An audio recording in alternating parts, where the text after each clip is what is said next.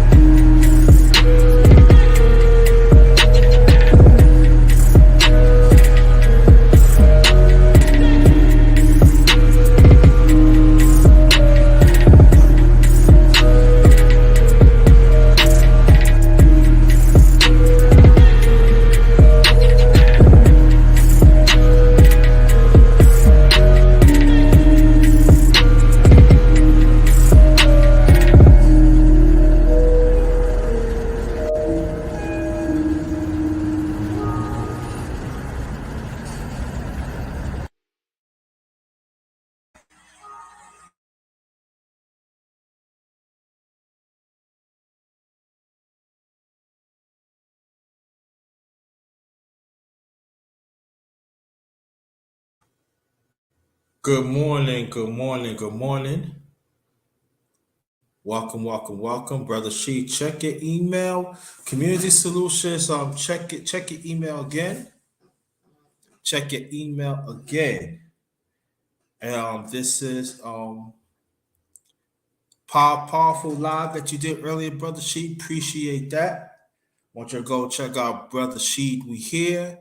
Also check out our Community Solutions. She got some powerful stuff for our people too. Um, this is Morning Real Talk, part 39. We're gonna keep these conversations going. Wherever it lead, it just lead. What we did, I want to talk about the election yesterday, but it got into something else, but it's all right and everything. Y'all can talk about the elections where y'all at. You know, if y'all want, that'd be greatly appreciated. If not, it's still okay. Well, we gotta wait for the count in Nevada and in California, in Georgia, and stuff. So it's gonna be like at least another week. We find out who got the Senate and who got the House. And we welcome Brother Sheed. Peace to you and your family. Good morning. Morning, man. I'm back, man. StreamYard took me out for the whole week. What happened?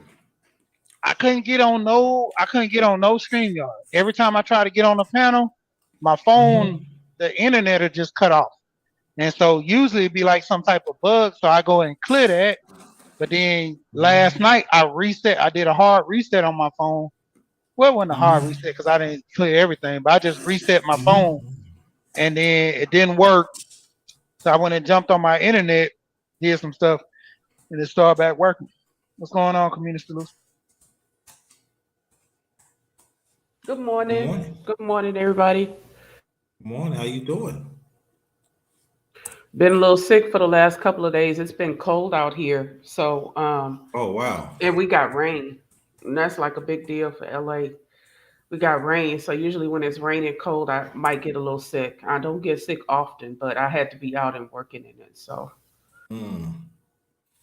Pretty glad that you make time to be with us and everything. Hope that we get better. Hope the conversation will make you better a little bit. I hope. You know. But we're gonna start with you, sister, Community Solutions. How's the elections out there where you at? I hadn't been able to check on them. It's kind of an important election. There's a lot of measures on the ballot. They got some stuff on there about dialysis clinics, and the Mhm. mayoral race, uh, and some other city council seats and stuff like that, and judges. Mm. Um, but I'm gonna check on the results. I've really been sick. I don't like I say when I get sick, I get sick, but I don't get sick often because I really Right. try to stay up on my vitamins and stuff. Mm-hmm. Yeah. Well, hope you get better soon and everything. Sometimes it changes the weather too. Sometimes, yeah, cause I heard, I said, oh no, I got me some tea. I was like, no, we ain't playing. Now, I don't like to get sick either. Brother C, can you tell us what's going on in Georgia? I heard it's going to be a runoff with Herschel Walker and the other guy. I forgot his name.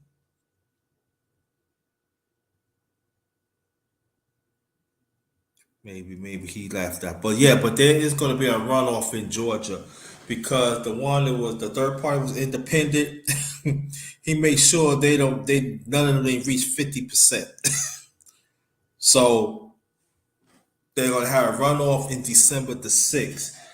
And come find out in Georgia, that's my late father's home, state that he was born. He was originally from Crawford, Georgia. So um mm, Yeah, I'm back. usually Yeah, yeah. Let me ask you a yeah. question now.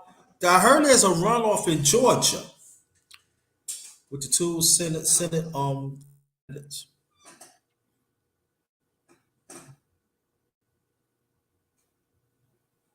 Is it gonna be with Kemp? Oh, Yeah, Kemp. Yeah, Kemp. No, no, not Kemp. It's oh, you gonna be talking about Herschel Warnock? Walker. Uncle Warnock. Right there, Warnock. you go. Right. Oh yeah, it's gonna be Warlock and Herschel Walker. That's gonna be the runoff in December the 6th in Georgia. Abrams lost to Kemp, the governor for the governor race in Georgia. So Georgia is going to be for the governor. It's going to be Republican. Um, And you know the crazy part about that is they're gonna blame it on all the men. Like they were saying that before this whole election, and it kind of threw me for a curve to for her to come out and just claim that a lot of the guys, especially a lot of black men, weren't gonna vote for her. And it kind of threw me for a loop because I'm like, I stand on principles and morals. So if you come with the support, for everybody instead of just certain people, between the men and mm, women, only women, then you get my vote. And when she was making claims, sorry about the wind, but when she was don't worry making about it. claims and stuff, when she was making claims like men or the black man ain't gonna vote for her, and she was like, I don't even know if it's just her, mainly her camp. And I was like, that set a bad tone with her. So you kind of lost a lot of votes that way. You Mm-hmm, know, they're trying to pick. It's more of a, like the same thing on YouTube doing this gender war stuff. And I'm like, mm-hmm, stand on your principles and morals, and you'll get elected off of that. Because even if the men who wasn't going to vote for you, that small majority of them, you're going to let them oversee like what's really important and what you actually, built up for this point and moment in your career to let, some he say, she say, the guys might or might not vote for you to kind of deter you from actually getting elected. Like that right there was personal and kind of bad to me. She took a nosedive on that mm-hmm. Yeah, I Yeah, also you heard have to about. be. No, go ahead. Go ahead. I'm sorry. Go Oh, I'm ahead. Go sorry. ahead. No, go ahead. Go ahead. I can wait. Yeah, you have to be very careful and walk the line when you on a got a public platform and not step on toes because there is no absolutes in any situation. Nothing is 100%. So Mm-hmm, uh, if she alienated that sector of her uh, constituency, which you know. Uh, that's just that wasn't wise. But did y'all notice that in a few states, they in certain black areas, the some of the polling places was down, like in yes. Mississippi and Louisiana, Yes. and then in And you. Mississippi, I think they had some places burned that were I don't know if they were churches or what, but they were polling places, I believe. Mm-hmm, yeah. Yeah. And and I noticed that too. And you know what as the media do, they wasn't talking about it. Anything that deals with our people, they don't want to talk about it. They don't want to talk about it. They don't want to talk about it. It's all about Hispanic. I'm not saying abortion. You cannot bring abortion. It's like other things, but when it comes to our people, and I went and I check out all the networks. They will not say nothing about our people. I was like, it didn't surprise me, but it's like y'all making it very obvious. but when it comes down to it, it's like they set the stage. If we don't care about ourselves, why should they? In our Mm-hmm. community, we more or less, looking for the entertainment side. We looking for the dancing Yeah. around and the having fun. And so they just keep it on that side. As far as politics, anything important that we need to know, if we not pushing it in our community, like if 25% of us are looking for to the politics, the stuff that impacts our community, and only what 75% all want to dance and party and have fun. That's what I always say about my channel. My channel is not for the people that want to have fun all the time. I say little jokes in here and there, and I do that, but mainly I'm like what you do, man. I'm here trying to have like-minded people have conversations. A lot of times it be a little jokes and playing, but to the Mhm. degree we get serious when it needs to be serious, and that's come from a mature mindset because you know when to have fun and you know when to get serious. And a lot of people they don't have that component of code switching to where like this election times, a lot of Mhm. people don't take it serious, and that's where mainly they win the votes doing this election here versus going for the presidency. They Mhm. can control this part because they always know during the presidency we turn out in record numbers, and doing the what's it called, the preliminary, I think, part of this where you start voting for mayors and different seats and positions. We rarely turn out for this because we've all got it in our head that only time we need to vote is for the presidency. That's true. Yeah, let me get this out before you communicate because I want you to continue that. Matt, no, I appreciate that you want to be in the conversation, but I don't send links out to anybody that I don't know. That's how I run my channel. How they get up here because I already know them. So I can't do that. Now, if you want to engage in a conversation within the chat, you're more than welcome. You're more than welcome. But that's how I run it. That's the way it is. Anyway, I don't put the link in the chat because I'm not saying you. People had abused it and I had to like straighten it out. So, of all due respect, this how I run. This how I run mines. This how I run my channel. The only way, because see how they get up here, because I got the email. But you just the first time I just seen you. Peace to you and your family. If you want to engage in the conversation in the chat, you are more than welcome. Be more than welcome, but not up here. I appreciate that. Community Solutions. Anything you want to add on, please? Yeah, I always say that it's the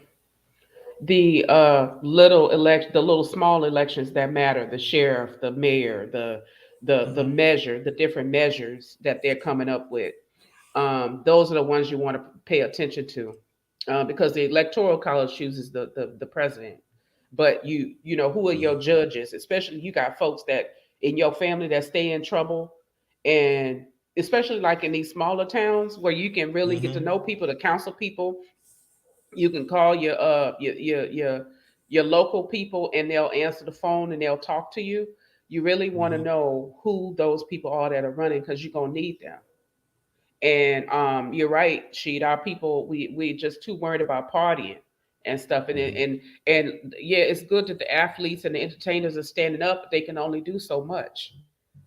The real money, the real bag is in the Senate, and who's ever releasing those funds for your community.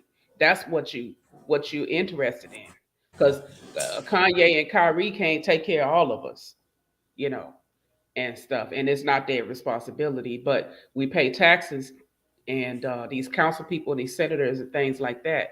They're responsible for our community. We're paying them to represent us, you know. Mm-hmm. That's what I Yeah, want to and say.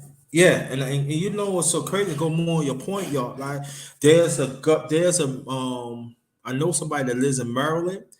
There's a governor. He been a governor of Maryland for a long time. And he was a Republican, and while people was telling me this, he took care of Maryland. He took care of the people. So he retired.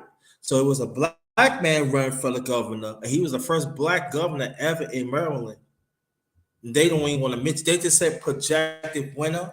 Usually they said projected winner. They show it, right? They said projected winner. They did not show it. I went to practically all. I went to practically all the network. They refused to show it. They even refused to show it. I think it was a black woman that I think somewhere in the Midwest. She's the first black woman made to the House. They didn't even show her. So I'm just saying that we play agenda, you gotta be like maybe alphabet. I don't know what it is, but I know, but when somebody like had alternative lifestyle, they show that. Now I'm not lying, y'all. I seen it myself. Anybody that's black, like look like us, they ain't gonna show it. Only time they showed this guy, there was a, I forgot, I think in Texas. I think he's 21, 22 because he was in a part of the shooting. I think he was part of high school shooting. They showed him. He's the youngest and stuff, and the president was on the phone with him. Okay, that's well and good. Okay, kudos to him. But what about the other ones? And Yeah, so I because just look. Now, yeah, I just want let me get to the last point, brother. See, and I'm gonna let you have it in a few seconds. I mean, like I said, I'm not surprised. Goes back to you. Name is protected. If you wants to get on, let me know, brother. I send a link you to your to the pen to your email. Just it doesn't surprise me, but you can go ahead, brother. She.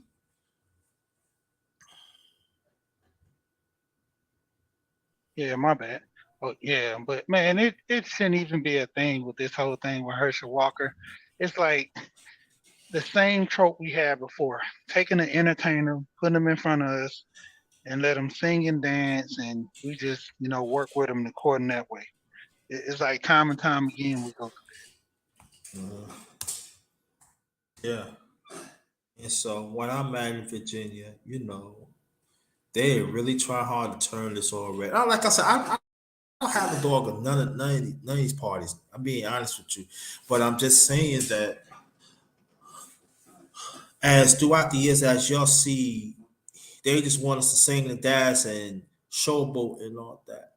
The substance of our people, like us, they don't want us to be that. And me personally,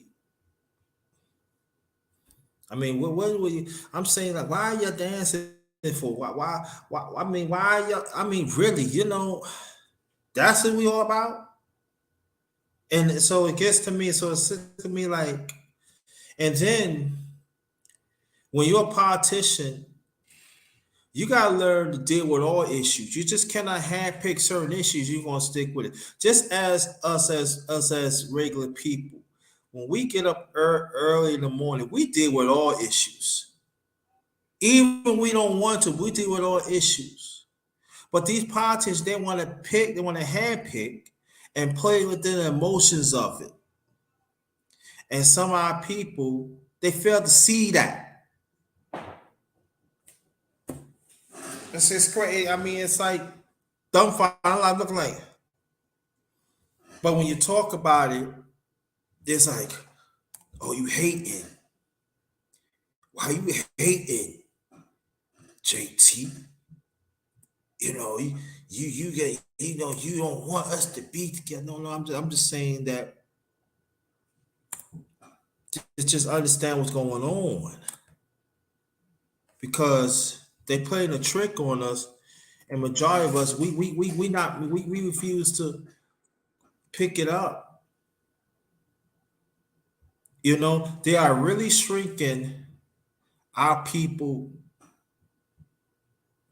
interests, and it's scary because we got the black and Hispanic. I said, I ain't gonna say Hispanic, Black caucus. I said it. I'm not saying Hispanic because they doing what they Black caucus that been there for 30, 40 years ain't they squat dilly for our people. Now people gonna say, are you looking for them? No, I'm not saying I'm looking for to do something, but our people look like us. Put you in office. Certain things you got to make it right, but see, y'all make it right for others, and then we call you on that. Something wrong with us. Y'all can go ahead and speak. I'll take this.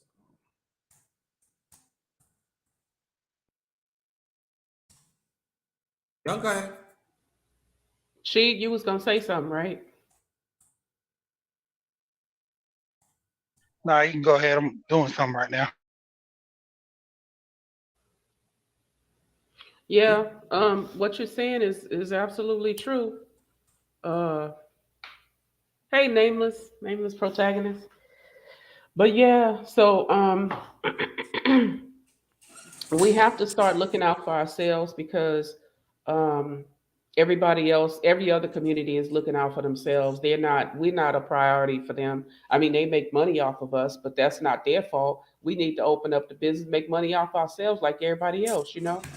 We gotta start being more of a closed community where we depend on ourselves and stuff like that. Like we shouldn't have to bow down to certain communities when they tell us we got to apologize for telling the truth, you know, and Yeah. stuff like that. So we should be like, oh, okay, you don't like that truth, then kick rocks. And we've been here long enough to do it, and we can do it again. We've done it, and then it try to sabotage and mess it up. Uh, these communities that got really successful, um, and then they come and they bomb it, and they take everybody out in the community, men, women, and children. But that's what our focus needs to be. We need to be inward focused right now, uh, and fixing things in our own community. That needs to be our focus. Yeah, go more. Hey, what's up, Sir Al Foul Play? What's good? Thanks coming in, New York fam. Yeah, go more on your point but they always say we talking about the election right now, Queen. If you want to come up, you can come up. But you can talk about whatever you want to talk about the election in your time. That's what we on right now. But they always say what y'all do for yourselves. So once you give us the resources so we can do for ourselves. But y'all don't want to do that. Yeah, you see, I'm talking about our politicians. For years, you don't want to do that. But you let the media and the government want to chastise it like we little kids.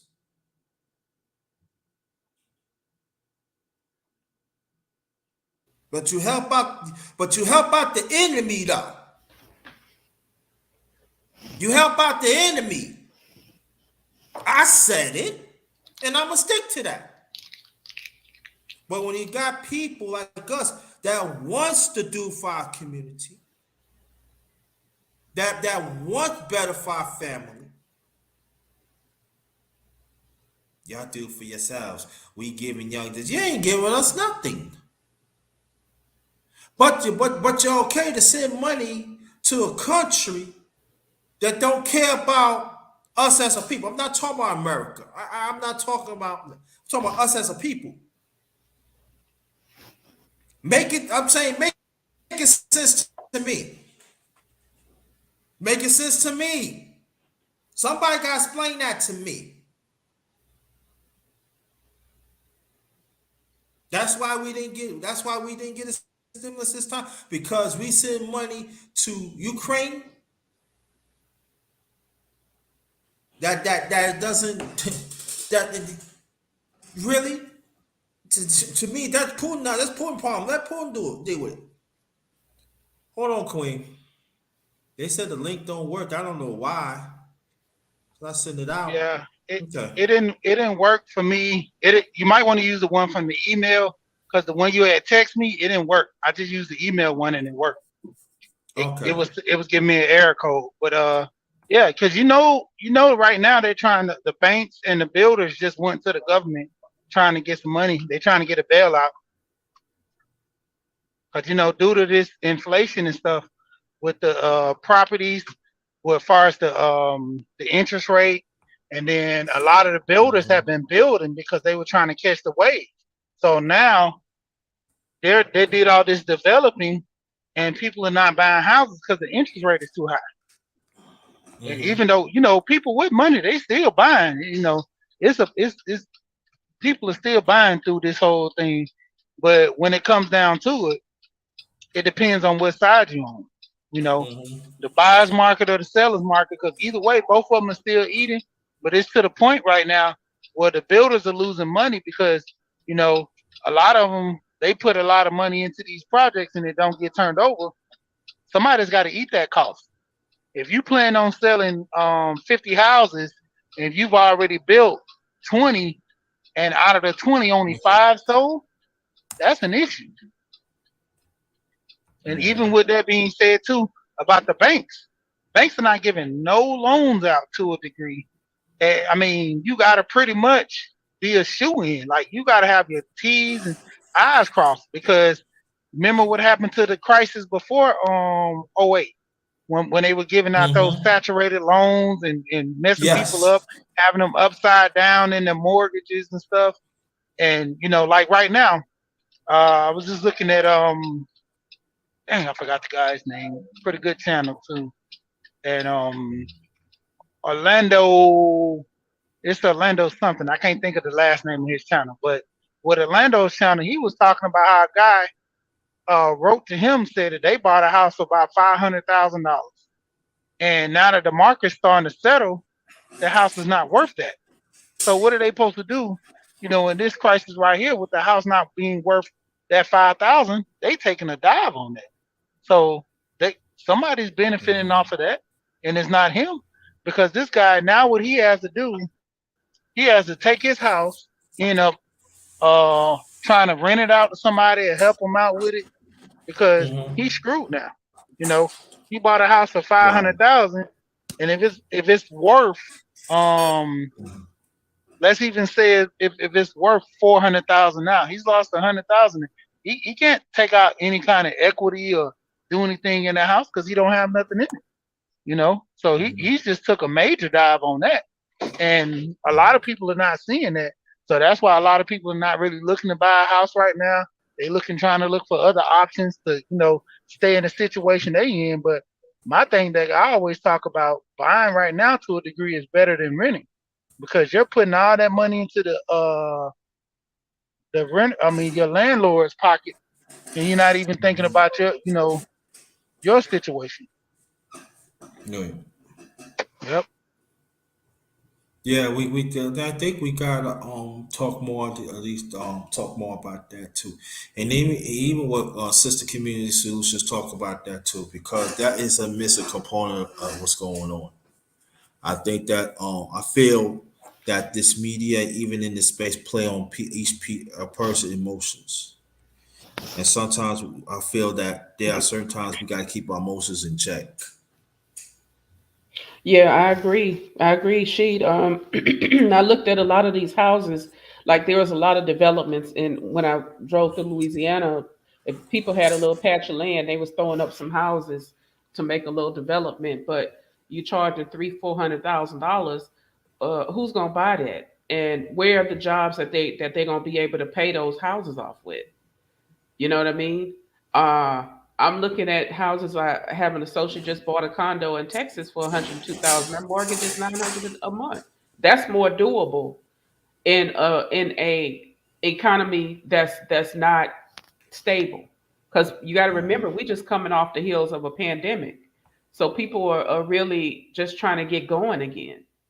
You know, and so speaking to that, but to brother underrated. I just want to say, yes, I agree that our politicians have to give us. They do. But what I've done in my own personal life is I just started buying black. I try to buy everything I can black.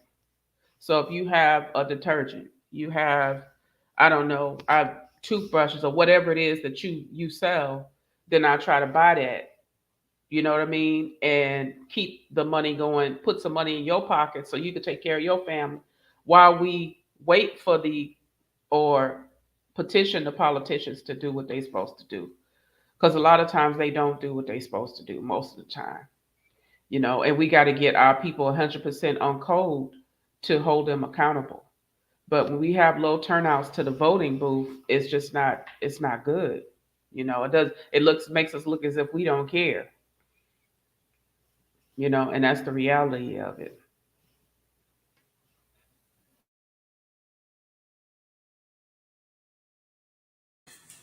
Yeah, that is true. That is so true.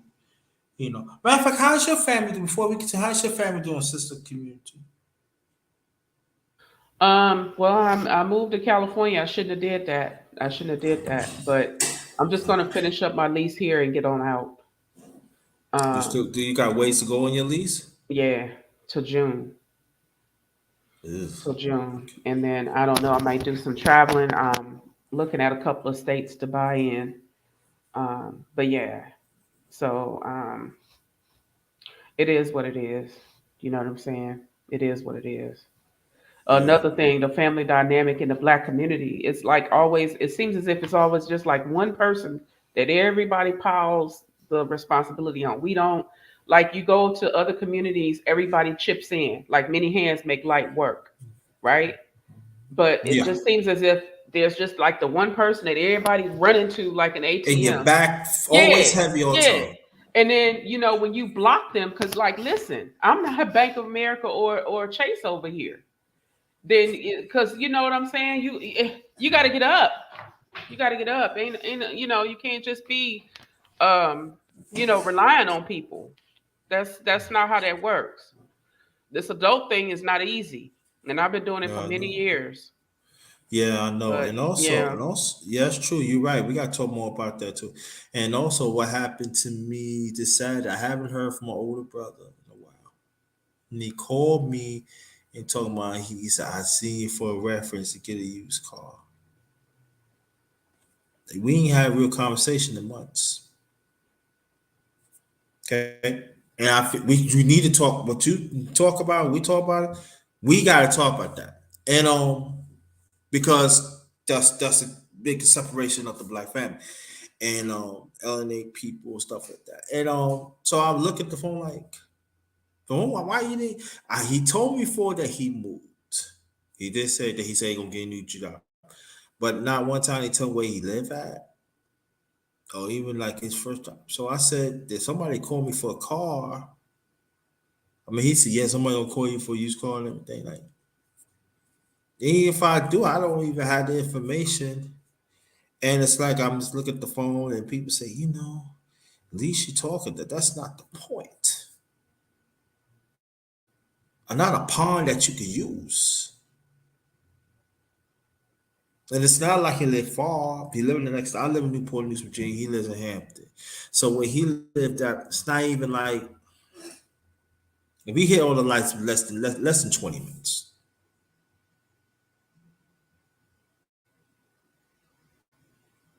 But there are people, you understand what I'm saying, but I don't supposed to feel a certain way, or you go through your thing. You don't Mhm. supposed to feel a certain way. Mhm.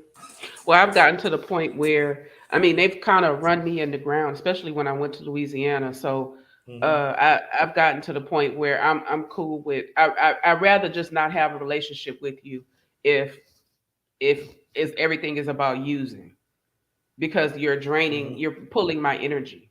You know what I mean? I Hmm. could be doing something productive. So Hmm. uh yeah, so I'm getting to a point where I can let you go. That's where I'm at with it. I could just let you go. Yeah. So, and people don't understand that when you let it go on like that, it's a heavy burden on you. Where's the pickup from somewhere else to help you? And that's what people felt. That's what some of my people fail to understand. That. Good morning, Sister Foot Soldier. God, thanks for coming. And that's why, like, and after that, it just it just left a distaste in my ways. I'm like, Hmm. really? I mean, like, really, like when you talk about, oh, hey, like that. They always say, I got a family. Okay, then your point. So I'm not family.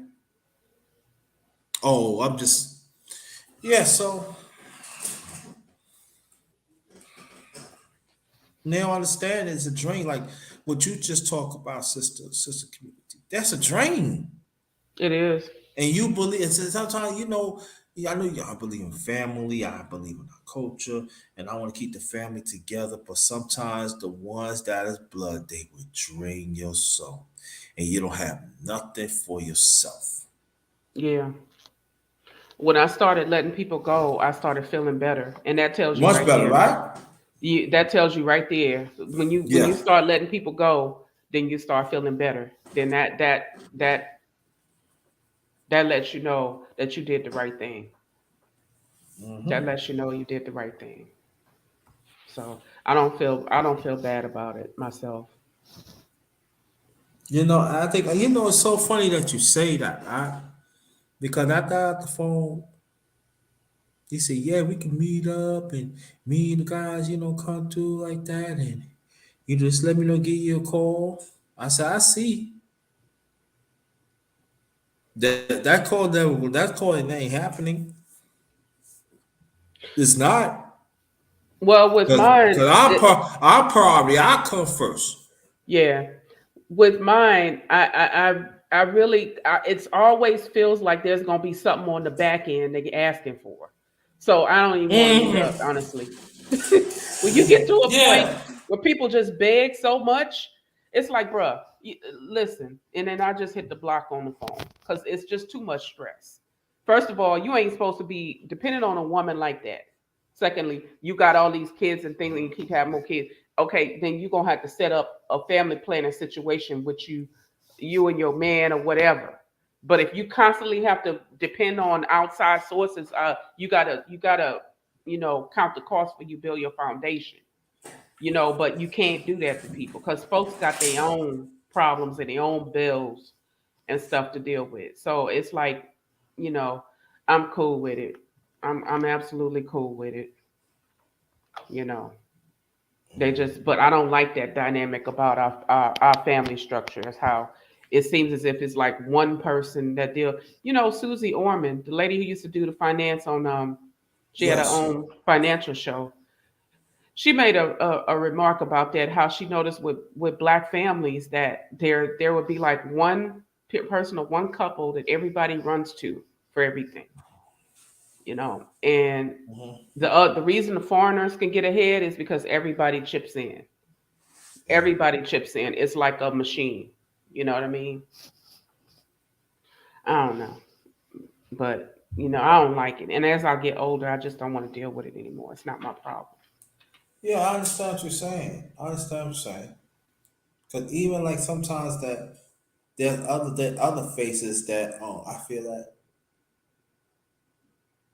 when something that get back to my family. It seems like they call and you know the tone. You know the tone they get ready to come. You know even before they know.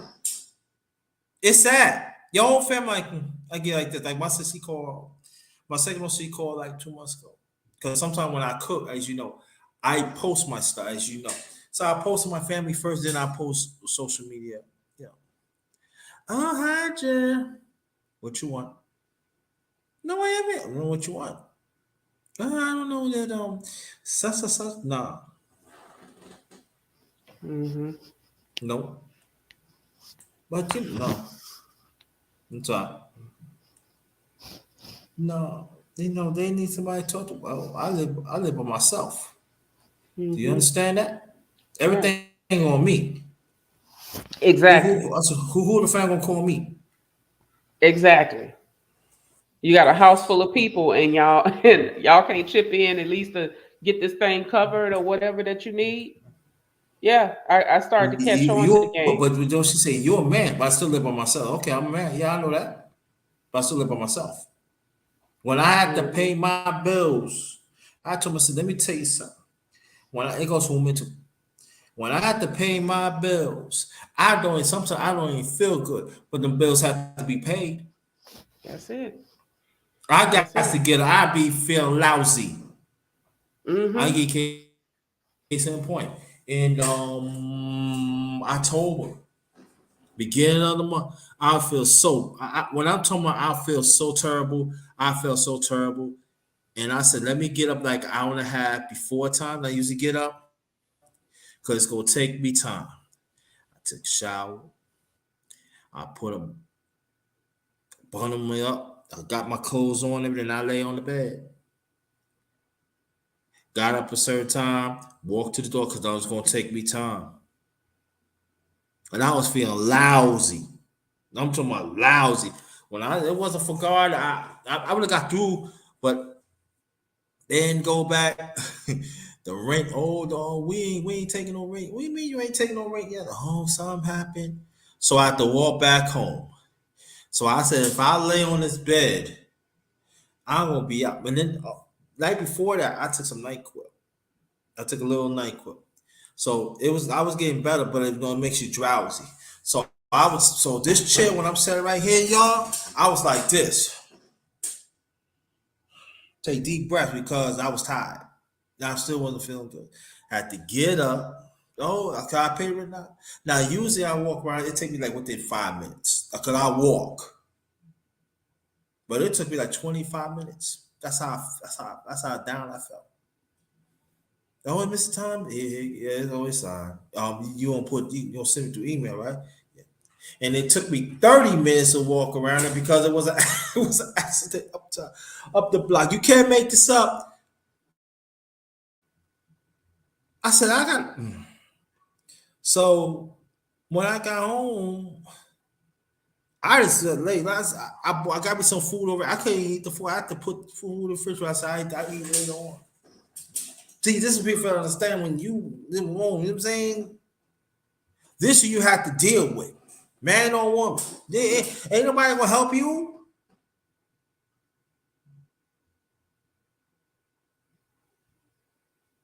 Yes, any woman out here that live by herself, ain't nobody gonna help you. Them bills gotta be paid. Oh, would you get some breakfast for what? Your mind is get the bills paid at a certain time. Because one little slip could put you back for a long time. Listen, with rent that's almost $2,000, you fall behind. You fall behind if you want to, and you see you got to come up with $4,000. You got to be moving. You got to be moving. So I don't need people that's in their 30s and sit at home all day and chill. Be calling me about what they need. Like I don't know. I don't need that. I mean, it ain't that much what you make it, but I can say this that the rent that I'm paying, I can say is I said like this, ain't that far from 800. I put you this way. And then they went up on the rent for $30. Just felt I said, oh I had to like so that's really budgeting in. I was like going through. I said, "Dang," to get the money out. Then you guys, I always separate and make sure because I'm trapped by myself. See, that's what people feel. I say, as you know, sisters, community, you know what I'm saying. You gotta budget. You gotta really budget your money, and you gotta separate money. Everything gotta go in the right place when you pay these bills. I gotta pay the cell phone bill.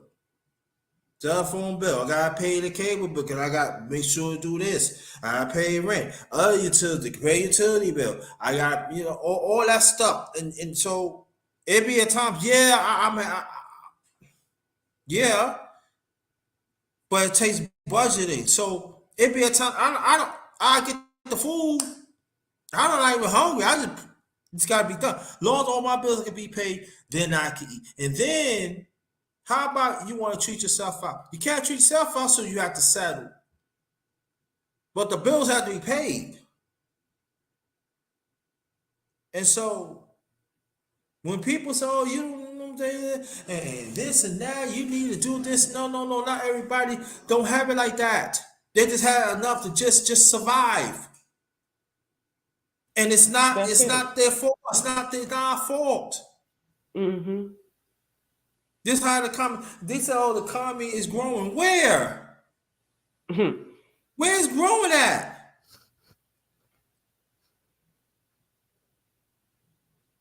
So I just tell people that pump your brakes. I mean, you know exactly what I'm talking about, sister Oh community, yeah. because you know what I'm talking about. That's why I don't have Mm-hmm. to really, I don't have to really say to you. But the people, y'all don't know.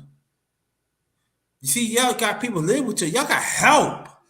Now I'm talking Mm-hmm. about the black man and the black woman. You know what I'm saying? Y'all got help. But what about the average black man or average black woman live by themselves? Where's the help for us? There ain't no help. I'm being honest with you. There ain't no help.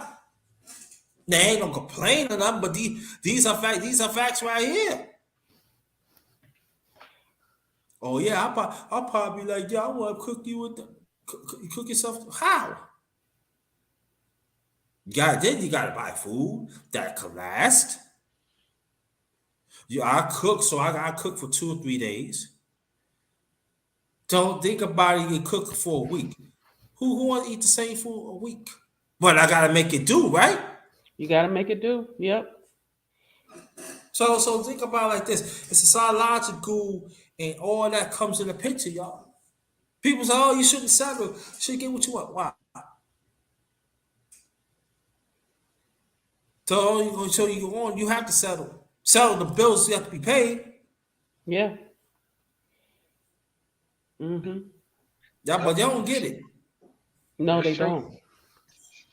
And then you got to look at it from a mindset like with me. I got 4 kids, 2 adults, Hmm. two two preteens. So with them, the adults, they already doing their thing. My Hmm. daughter, she has a house. My son, he actually stays with his sister, and he's about to look at either getting him an apartment or just moving in with another family member because he got a dog. My wife don't want to come over there with that dog. But for the most part, they're 2 younger boys, constantly getting on them, and so it's like within itself, you gotta buy like with them. They got school uniforms, Hmm. school events. One of my sons just got in a band, so had to go buy him an instrument. Then had to turn around and they want to get into karate, so looking at getting them in karate. We already know they like playing soccer, so fall after the fall coming into the spring, soccer is big. They have year round soccer for most, but if I start off with the year round, they might don't like it now. They might want to wait and then like it then. So you got to take all that in consideration. So with that, it's like one thing after another. So I'm constantly, spending money, saving, trying to save, and then like I tell a lot of people, it's a lot of business I want to start, and I tell them, I say, for one, when I was single, I would start a business. If it didn't work, oh well, I blew that money. I had money aside because I didn't have nothing else to worry about. Now with a family, you got a budget to the T. Mhm. When me and my wife went on vacation, like we budget down to how much the hotel was gonna cost, how much money we was gonna have for like spending if we wanted to buy gifts. We had to worry about transportation back and forth to the hotel. Whether we went off the reserve, we had to pay for our own food, had to pay for the Hmm. taxis. And the more we paid, the better the amenities we got because we did an all inclusive. So it was good to have that all inclusive. They had the bar in the room and everything. Now, if we just did a regular hotel, then we had to pay for the food once we got there. And then, Oh. say you get tired of eating that place, you want something different, then it's available. But it's like that budgeting came all the way down to a T because one Mm. time we went on a trip, we budgeted out, and I think it was 1 or 2 mishap we had on the trip because we had all the kids went with us to make one time. So we had all the way down to like $75 left to our name coming back Mm. home. And then I got paid on Friday and we came back on a Thursday and we only had $75 and we left our car in the parking and it was like $105. So we was $30 short. So if we had to call somebody, we had to call somebody. Hopefully they give us the money and then give us the money so we can get out of parking. And luckily I had some money, stashed in my van, so I forgot about it because all the other money we budgeted to say, well, when we get paid on Friday, we good. Come to find out, we wasn't coming back that Friday. We came back that Thursday. You Mm. know, Mm. and Yeah. that was the whole thing. Like we wanted this trip so bad we budgeted all the way down to the T from the money which we didn't have. We was Mm. expecting a Friday, and I told my wife, I was like, "You don't want to wait till another week and save more money or this and that." And the trip was already booked. We already paid for the ticket. We paid for the tickets like 2 months in advance. But like hiccups come up, it happens. We had insurance on the tickets, well, we could have went another time.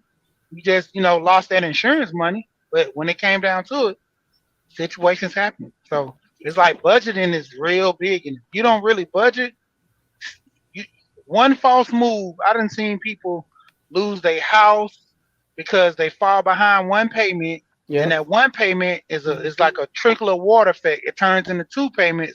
So Yep. you're gonna pay one payment, then you're gonna pay half on the other payment. So you're gonna be one payment and a half behind. Then you come with the next payment, you pay that one on time. So you still one payment and a half behind the whole time, and you make another hiccup. Now you two and a half payments, and it just Mhm. keeps going and going. You can't catch up.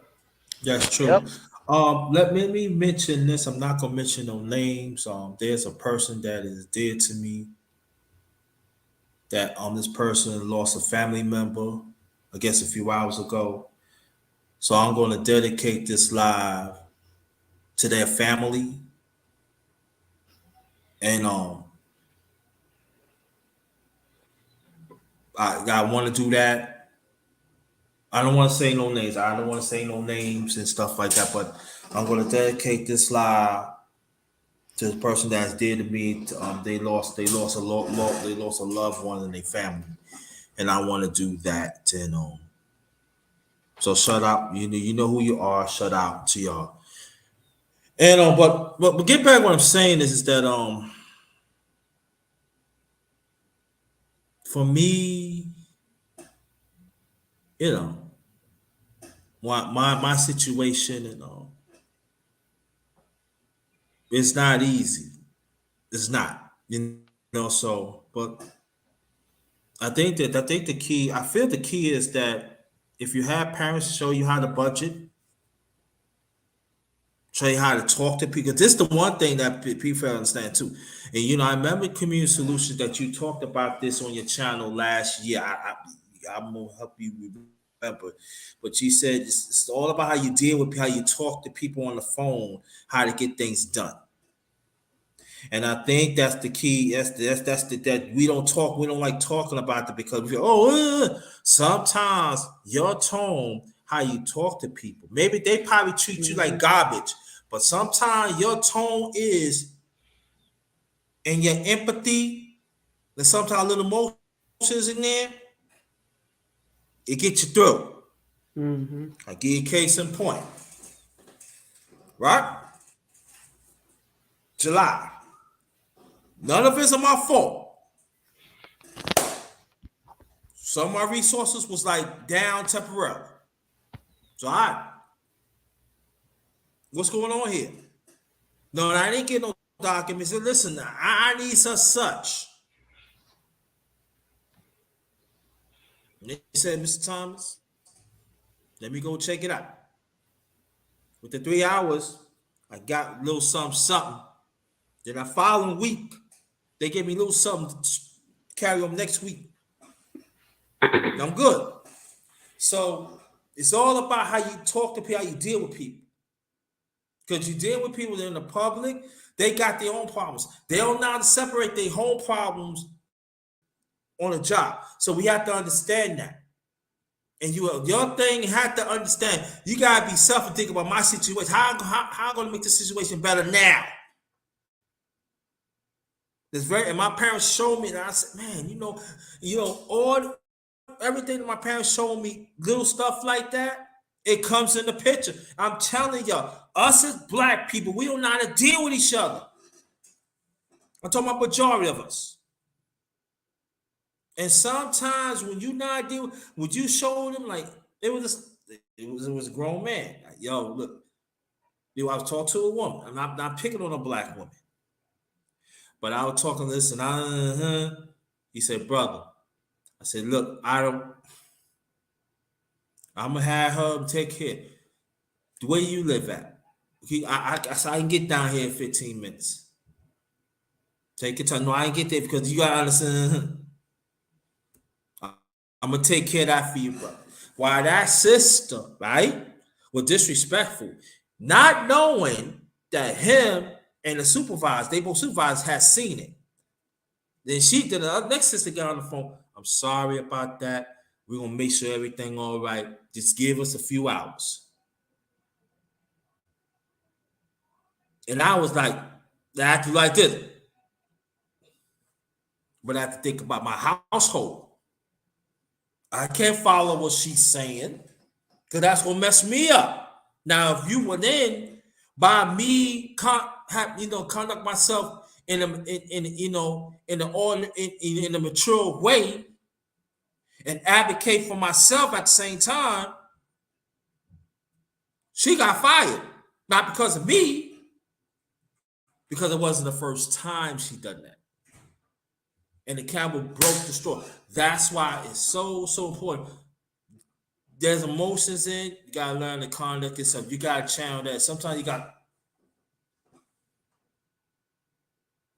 and that's why sometimes we don't get the resources that we should either, because we so. And you know what they're gonna say? Oh, well, you don't need it anyway because you said like, and check it out. And I could have laid on her. I could have, but I said nope.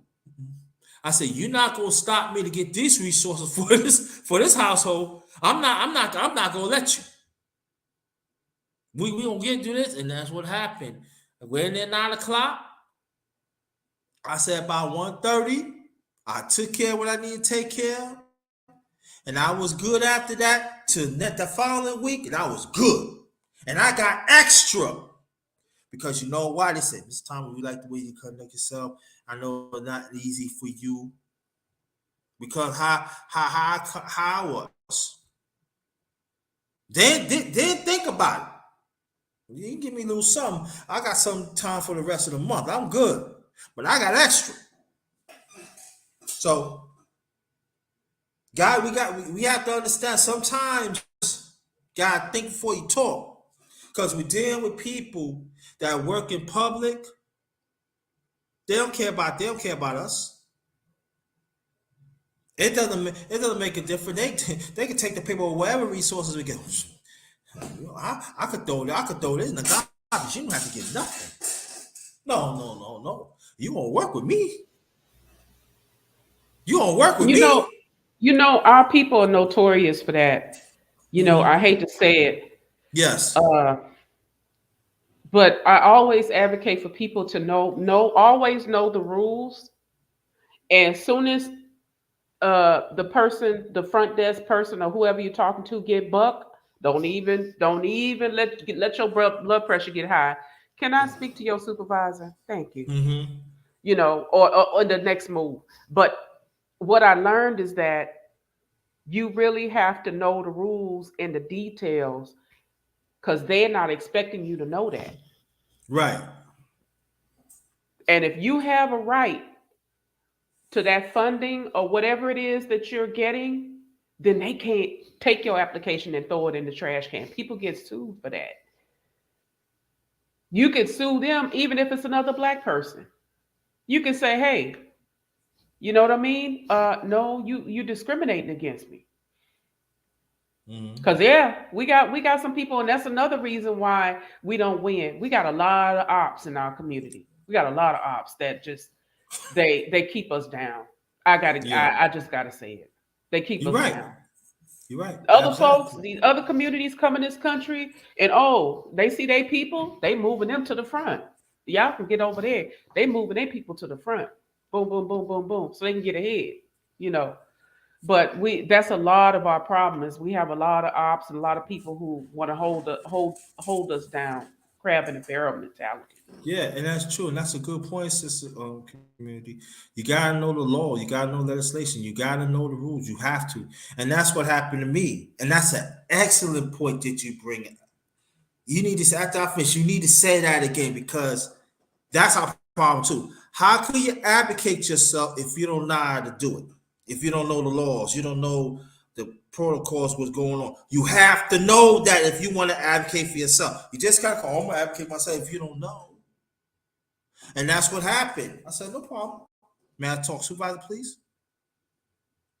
You so you're gonna say that's my right. Oh, you think it? May I speak to supervisor, please? You know, that's like a lot of in our community.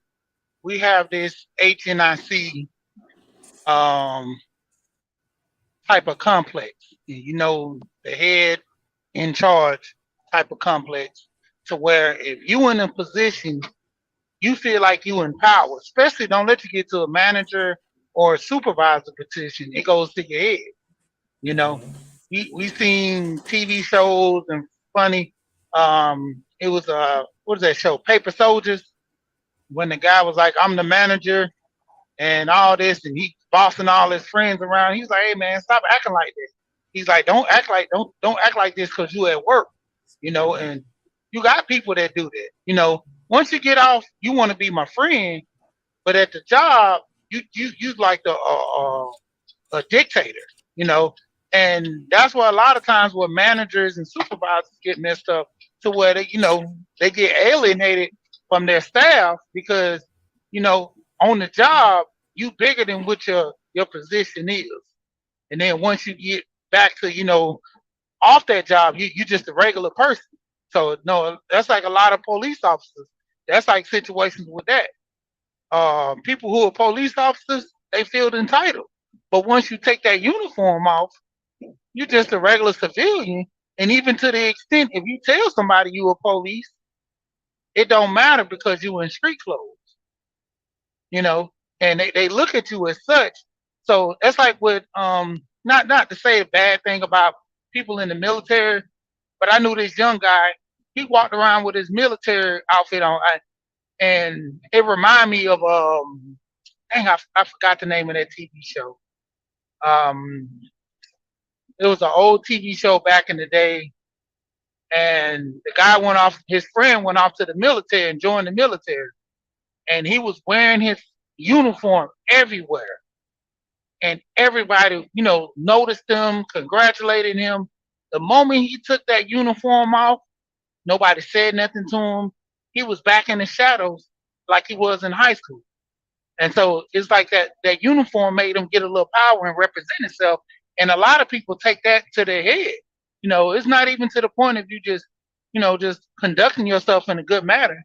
You take it to your head. And so that's what messes up. Because even like what Community Solution was saying about knowing the law, to a degree, I was looking at a YouTube channel about the rapper, the baby. He ended up getting into a shootout with someone, and the officer was telling him, he was like, "Was this your gun?" He's like, "No, officer, it wasn't my gun, but I started shooting back." And so he was like, "Well, you carrying a concealed weapon, that's a unlawful offense. That's a crime." And so he was like, "Officer, that wasn't my gun." Uh-oh. How you doing? Back to the basics? Creeping up on here, but getting back to it. When he talked to him and told him like, "Hey, you got this gun. You're not supposed to have this gun." He said, "Yeah, I know I'm not supposed to have this gun, but if a gun is in my vehicle and I start shooting a gun because somebody was shooting at me, it's not my gun. So you can't charge me with that I'm owning the gun, and you can't charge me with a concealed weapon because it wasn't on me. It was technically on the what? It was technically in the vehicle." So he did that to this friend, and the officer knew that he wasn't dealing with somebody that was a rookie, and he could kind of convince him to, make himself be guilty because he knew the law. So that's a lot of times when people get searched, their car is being searched. They're not supposed to search a car without a warrant. They're not supposed to search a car, but once you give them, the authority to search it, you opted out of your rights. But go ahead. That's true. Welcome back to the basis. How you doing? Grand Risings, everyone on the panel. I hope everybody's doing okay. Grand rises to you Uh, too. Welcome. thank you so much. I just wanted to, what everybody has said. I mean, heck, I just listened for maybe a minute or two, and what everybody has pretty much stated is true. Um, and that's why, reading. We have to get back to our fundamentals. We have to get back to reading. Um, I remember, do you recall what happened? It was 2 years ago, actually over years ago, what happened to Mr. Nathaniel Woods down there in Yes. Alabama. Mm-hmm. Information man, he had did a live about that, and I also did I took it from more of a legal perspective, even though I'm not a lawyer. I do have a criminal justice background, and I said, there is an old saying that you can vote with your feet. You have to get into the zoning laws. We have to get into what the all of the ordinances and any type of legal documentation, whether if it's local, state, particularly in the state that you're in. We have to get into that. You don't know what the law says, then you're already at a disadvantage. And just to piggyback off of what Mr.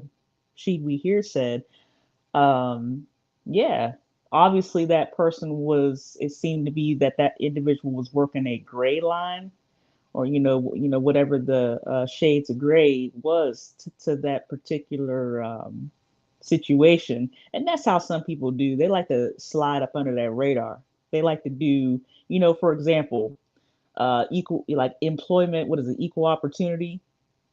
Uh, there are certain people, they'll do certain things, enough to agitate, but not enough to really to really build a substantial case. So they just get right up to that there. They might step on the line and still it not be enough to take them to court, so to speak.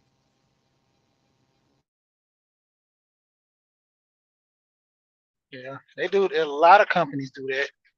They do just enough. Even people in customer service, I've noticed that they always have this in customer service.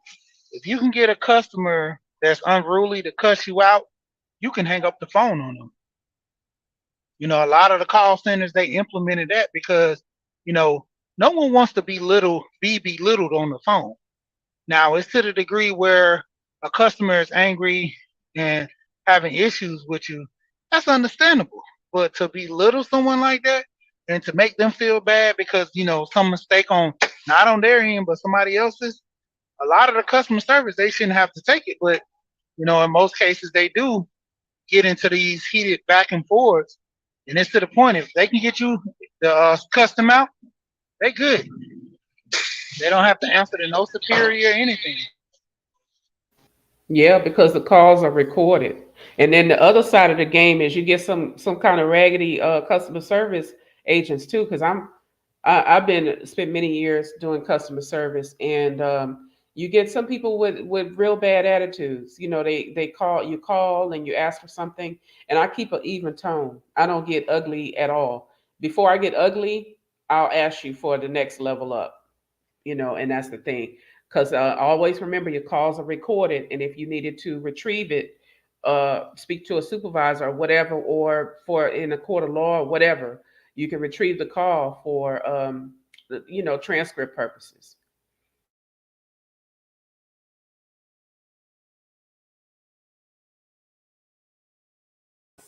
Yeah, that is true. And that's why one of the reasons you gotta know what you're doing. And so yeah, come back. And yeah, so what do y'all think about the election? Who do you think is gonna win the Senate and in the House? Or what y'all see so far?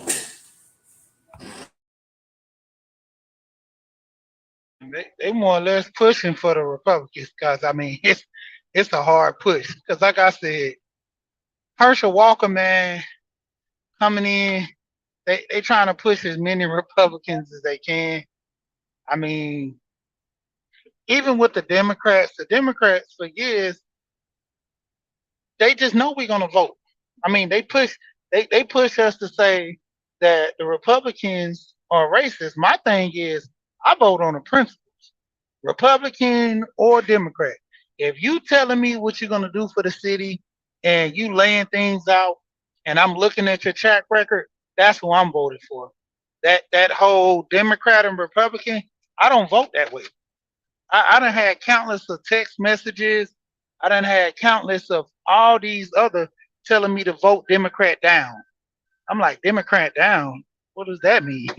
like vote everybody Democrat, and I'm like, nah, that's not good because you know, depending on who I vote in, I'm just blindly just tap tap tap. I knew I had people like honestly before I got into politics when I got 18. I think my first time I voted, that was the way I voted. And then I talked to one of my teachers and I was telling them, yeah, I'm just voting Democrat. And she was like, and she was real, particular, and I could say the least. She told me, she said, so you just gonna throw your vote away? And I was like, what do you mean? She's like, know who you're voting for. Your vote counts. She was like, don't say the least. We're just when you talking about people voting, how um back in the day, we had civil rights and we had to vote just for our freedom. So it's a privilege for us to vote. But our privilege can't be just thrown away by you just only voting for a party because they told you to. And you think the other party is racist. Know what you're dealing with, know who you're dealing with, and vote accordingly. And that gave me more of a thought pattern on, let me take this serious. Let me see who I'm voting for, what they represent, how do they, stand within, my views and go from there. But I mean, honestly, the House might go Republican, the Senate might, Democrat.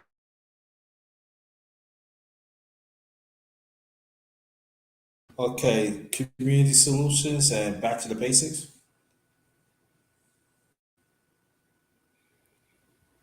I'm not sure. I've been like Sheed.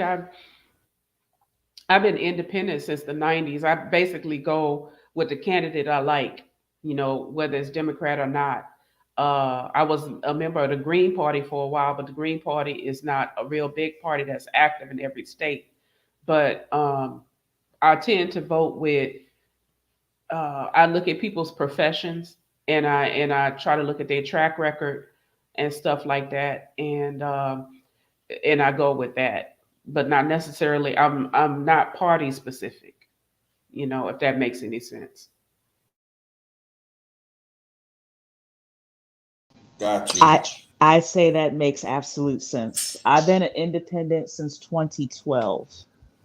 Um, when I first voted, it was mostly like what Sheed We Hear had stated. I was 18 in 2004 whenever I first voted.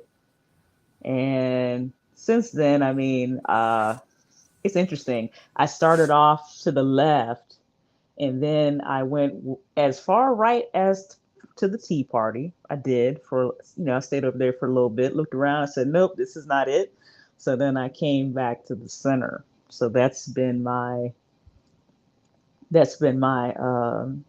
voting record. Um, but yeah, for 10 years I've been independent. So it's very interesting. Because in Ohio you can be a registered independent. Now, once I get everything switched over to Tennessee, then it'll be either, I'll have to register as a Republican or Democrat.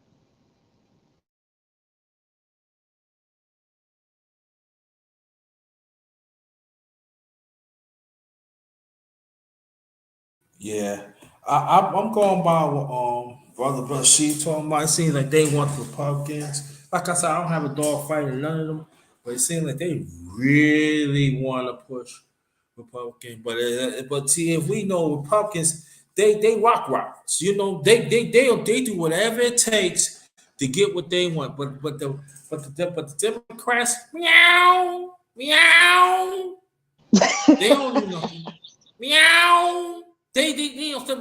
I said the only time I said like this. The only time I see the Democrat has some sport. I'm talking about what I'm seeing back in the '90s with Clinton. To me, I'm talking about stand up against Republicans. That's what I'm talking about. They had Democrats. They didn't care. They went after them, and they went after them. The way they went after them on a record and shut them down. But there are some Democrats, oh, we cannot do that. And hey, and then we gotta understand Republicans, when they send people that already have experience in politics. But Democrats, they want to be inclusion. They want the librarian, the plumber, the grocery packer, whoever they want. And you know them politicians, seasoned politicians, they eat them alive. Now, like I said, I don't have a dog in the fight on none of them. I don't. But there is a difference. There is. If they want to step on your damn face, okay, they do it. But I Democrats, no. Not gonna say ours, no, because I don't. But Democrats, no. They don't want. They just want to.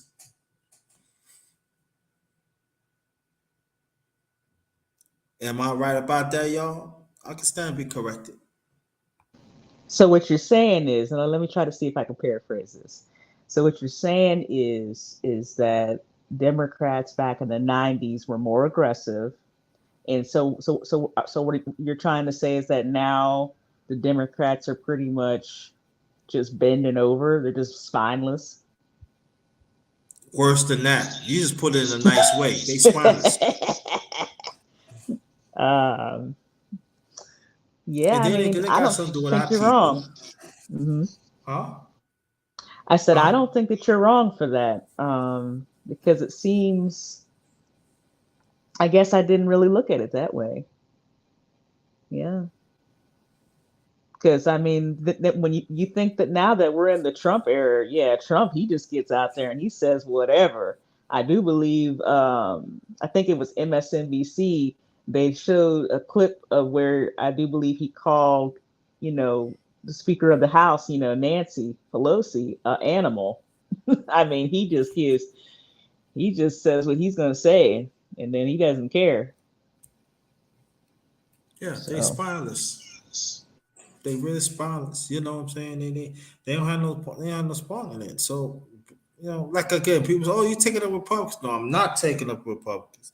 I'm just saying there is a difference. There are certain ones that push the policy and it's unethical, but one way or the other they gonna push it, and it's nobody can stop it. They don't have no spine. The Democrat Party they don't have no spine, and it goes for our people. And then our people become complacent. yeah, that definitely segues into something else. I'll say this. I really like community solutions, which she said earlier that she's been independent since the '90s. Um, my concern is, I think that as far as political parties, we don't have enough. Um, I'm not even going to use the word diversity. I'm going to use the word choices, because it seems to me, we've had, the Democrats and the Republicans have been around. And correct me if I'm wrong, Miss Community Solutions, you said that you were with the Green Party, but because again they don't have the numbers or the how would I say political clout to actually get policy to be, to get some, legislation brought forth, that you pretty much, I do believe you said you had went to something else, but that's my concern. We've been in this two party, I would really say one party system, and here's how I argue that, because it seems to me that each year, we're going to be what is it, the next big election is in 2024, and unfortunately, it's going to be the same issues. The debates is going to be different characters. Yes, I use the word characters, but just different. It'll be the same topics. I mean, how long has immigration been a topic? I remember back in 2004 when immigration was being debated, as well as climate change, national security, economy. Those are your four main things that are going to be pretty much debated about. And of course, they'll go into, they'll segue into current events, and, they'll ask the candidate, hey, this recently happened, so and so and so forth. So, off of your record, when it comes to foreign policy, you know what I mean? You know how these anchors do. And that's why I say it's almost like a one party system, because it doesn't matter which president we have. It seems to me that uh, whoever has the hands of the lobbyists tied. See what I'm saying? These lobbyists and pushing the interest of these corporations, and among other things, that's who gets things done. Now, I can be, corrected to be wrong, but to me, it appears to be an illusion of choice, when in fact we only have just one party. When we really need is more choices. Right. And I'll say that yes, we have to pay attention, like I said, to the local elections and smaller elections where measures, and we also have to start attending these public gatherings where they're voting on stuff, like these different. Like I went to when I was in Louisiana, I went to the environmental board and stuff like that. These people are divvying up billions of dollars in funds to businesses to do certain projects. See, these are things that we should be in on. We should be in on these things because the Black community has a very bad um, issue with environmental people dumping waste, and stuff like that. So we need to we're gonna have to just start educating ourselves on what's going on. You know what I mean? The presidential election is important, but like I said, your local sheriffs, your local judges, your mayor, your council people, your representatives, that's important too. And they pay attention to what you're saying. I tagged the governor and the mayor when I was in Louisiana on something, and do you know that problem was fixed? Because you have, these people live in these little gilded caves. They don't know what's going on in the community. So you just have to go around and see what needs to be helped. Now, far as I'm paying attention to the measures, they talking about cutting Medicare and Social Security and stuff like that. And as I get older, this is a concern for me because I've worked many years and I've worked very hard. And I don't want people just to be like one TikToker was just saying how they came across a little lady from Ukraine and the US government, i.e., taxpayers, because that's where most of the money, the US government, when they paying for stuff, that's us. She got a brand new house and a brand new car from the US government. Hey, you know what? I hate to try to cut you midway, halfway. I was on Twitter, right? And this might be the same lady, because somebody said, "Yo, I just seen this lady come in from Ukraine, and she driving a Lexus." I said, "Oh, I don't know. That may or may not be the same one," but I'm just No, it like, wasn't the same one. And this one had a okay, Mercedes. This one was a okay, Mercedes and a brand new ah, house.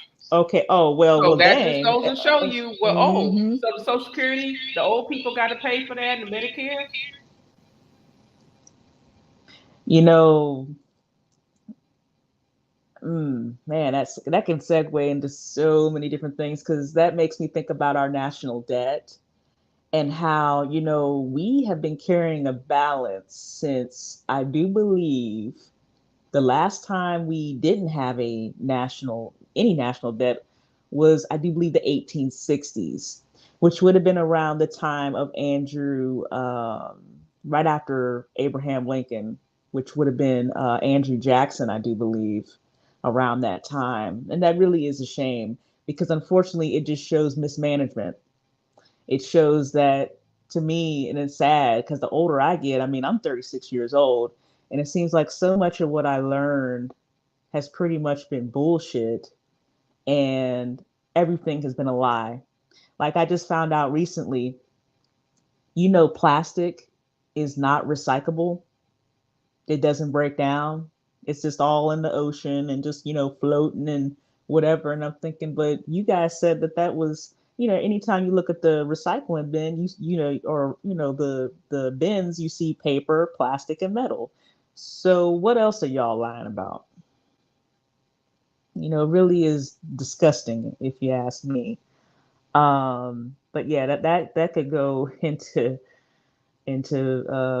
various in the various topics. I'm gonna get off of here. Before I do, I will say it seems to me like the solutions, there is not like one single solution. That there are multiple solutions. One thing that you mentioned was education. Another I heard voting. Another I'd have to say is the money.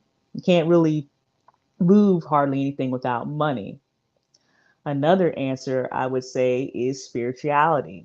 Person doesn't know who they are, they're not probably are not going to be knowing where they are or where they're going if they don't, have any type of historical uh, roots where they don't know about their roots, which I know was spoken about yesterday.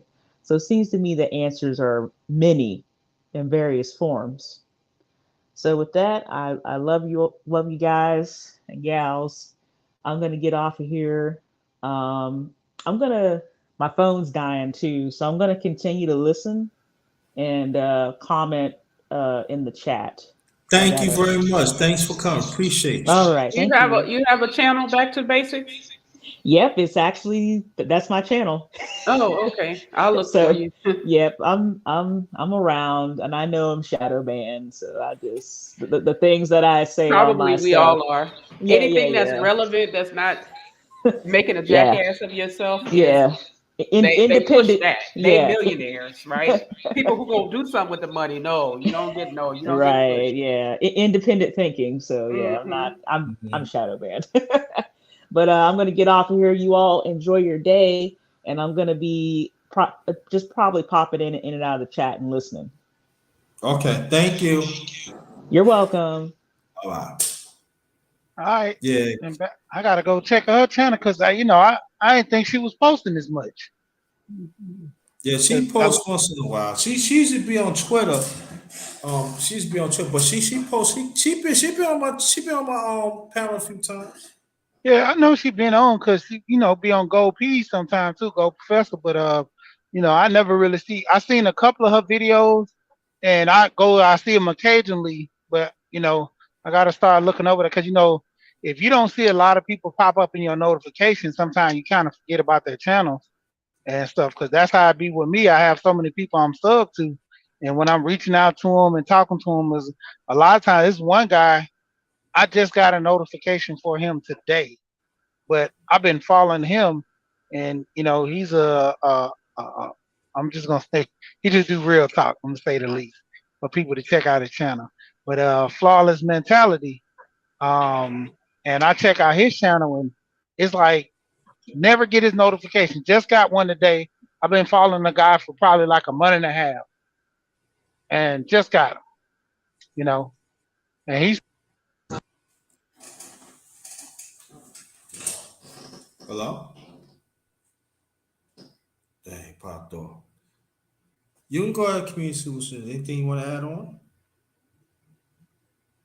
Yeah, no, it's because it's like people who, matter of fact, one of my favorite channels. He's been on here for 10 years. How long you been Mm. on Underrated? I said since end of 2014, something like that, Oh, off okay. and on. Mm-hmm. And then I think really like 2015, that's when you know, yeah. Yeah. It's certain channels that get pushed, push, and then certain channels it's like, oh, you got to be on here 700 times a day to for anybody to see anything, and then even Yeah. then you still may not make it. You know. Yeah. So I wish I could. But YouTube is fun. It's fun to have discourse and stuff, but I wish I could make this my permanent, my little hustle or whatever.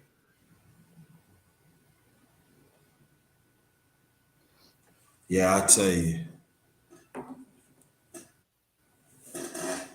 Hey, what's going on? A Sunny Boxing Talk? The link in my email is broken. Um, if you want to get on, brother Alonzo, let me know. I send it. Let me see. Let me send it through the text. I think I sent through the text. I think. Hold on. You keep on talking on community solutions. You keep on talking. Yeah, so it's gonna be interesting to see how these elections turn out. And like I say, I'm wanting to know. It was a lady got on TikTok. She was crying because her polling place was broke down. Black lady, Mm. and she said they had elderly people standing out there. I forget what she said she was, but I told her in her comment section. I told her, I said, you need to contact the person for that district ASAP. Contact that council person, that whoever's in that district responsible for that district, because they may not even know, and they don't want that in their district because uh it's not a good look for them, Right. you know but yeah, it's gonna be interesting to see how things turn out. I Brother need to get Alonzo. I'm sorry, Brother oh, go Alonzo. ahead. Check your text. And Sonny, if you want to come on, you can get on. But I'm not gonna be here that long. I'm not gonna be here that long. But I said, but I would tell people this that wherever you're at, especially in our community, keep close tie because in our community, they the stuff that Sister Community Solutions talking about, they are not mentioned in the media. They are not. They refuse. You ask me. Yeah, the only reason I'm finding out is because of folks on TikTok. Yeah. They're telling you what's happening in their community. They're, oh, they my polling place is down. Or they done burned 7 churches down that are polling places in our community. Mm.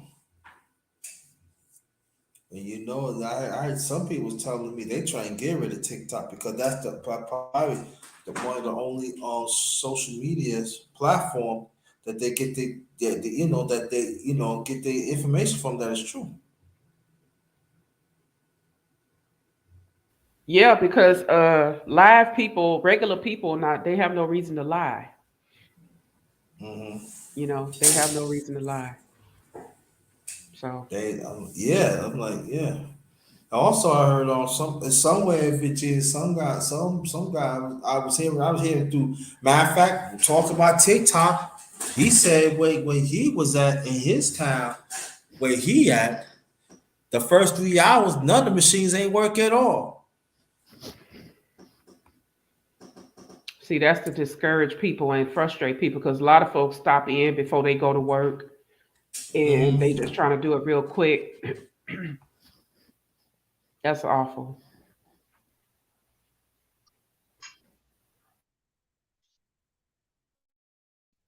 Good morning, y'all. Can y'all hear me? Yes. Good morning. Good afternoon. Good afternoon. Yeah, it is 12 o'clock now. I am just getting back awake. I ended up being up late night and then had to get up early to do some work. So I'm still tired. But I figured I'd come up and shout and say salute to everyone. Appreciate that. Where you at? How's the elections? Where you at, brother Alonzo? They're as skewed as always, to be honest. Um I generally tend to abstain if I don't have full knowledge of the candidates. And what I've noticed that they often do is they wait till like 2 weeks before the election to start bombarding you with stuff. Um, Whereas, the ones that I'm familiar with in the area, they've kind of been in position for the last 40, 50 years. And I think that's uh, a majority of our issue, especially in the Black community, is that these people get into office and, oftentimes people like myself will abstain because I don't know the other candidate at all. I don't know what they stand for or what have you. But I know that this guy is already corrupt and he's been corrupt for my whole life. So I'll just leave him corrupt in there because the other guy is probably going to do something just as corrupt. when we're talking about certain positions like senators, etc., who really advertise. But when you look at the ground level of politicians, they really don't put themselves out there until like the 11th hour. And there's reasons for that, especially when you're looking at our community. The reason for that is now if they come out and give you Saucy Santana, no voting, no vucking, you're caught in the wave of, ooh, it's singy songy poppy, let me go get my I voted sticker. My issue is that, especially in our community, we big up the I voted sticker, but the I voted, our vote doesn't seem to matter when it comes to getting laws passed. Just like Dr. Claude Anderson was saying, man, we're not going to have no political power till we have dollars, right? And so what that means is that we need to have the dollar circulate our community more than 6 hours. I was in an argument with a brother talking about how Asians are going to be affected by affirmative action and they're hurting themselves by demanding the disruption of affirmative action. And I'm like, Asians don't care. Asians are doing the best financially in this country. They could give a shit about affirmative action. You know why? Because it doesn't affect them negatively or the only way it affects them positively is to help them get into school cheaper. But other than that, they don't care about affirmative action because they have their own communities and their own businesses. That's how they were able to get the Asian hate crime bill. Meanwhile, we still marching around talking about reparations, voting for Jim Crow Joe, voting for this Democrat, voting for Kamala Harris, and these people have given us nothing. So that's how I feel about the elections.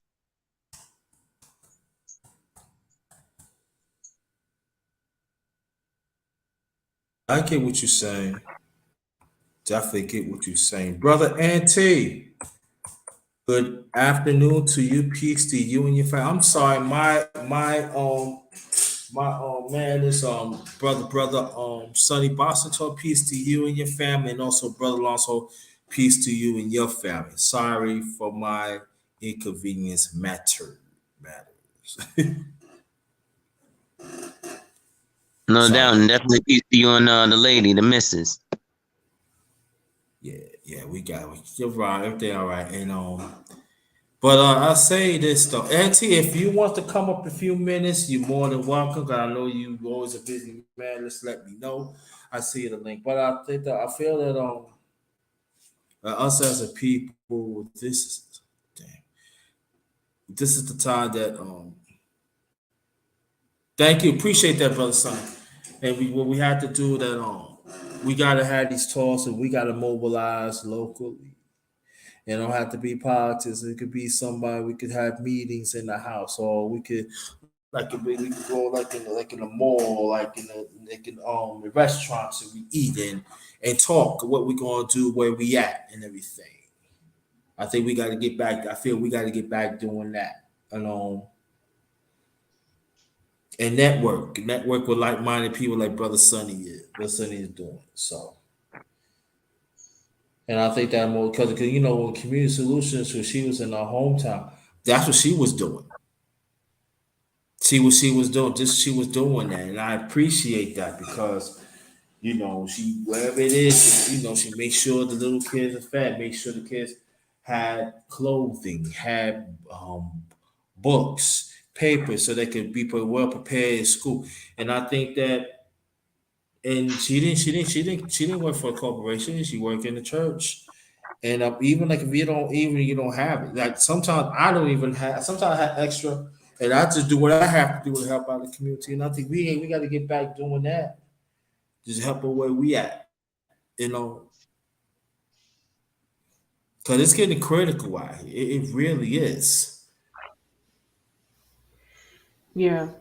I I was able to move around a little bit and see, and in whatever state I decide to settle in, because I'm definitely not staying in California. Um, it's important to find out what's going on. It's important to find out what's going on politically. It's important to find out where the funds are coming from, where they're going, uh, what are they looking for? What businesses do they need? that they can distribute these funds to. Those are things that we need to be finding out, and just getting involved. I get involved with the farmers bureaus, people talking about food and how high food is.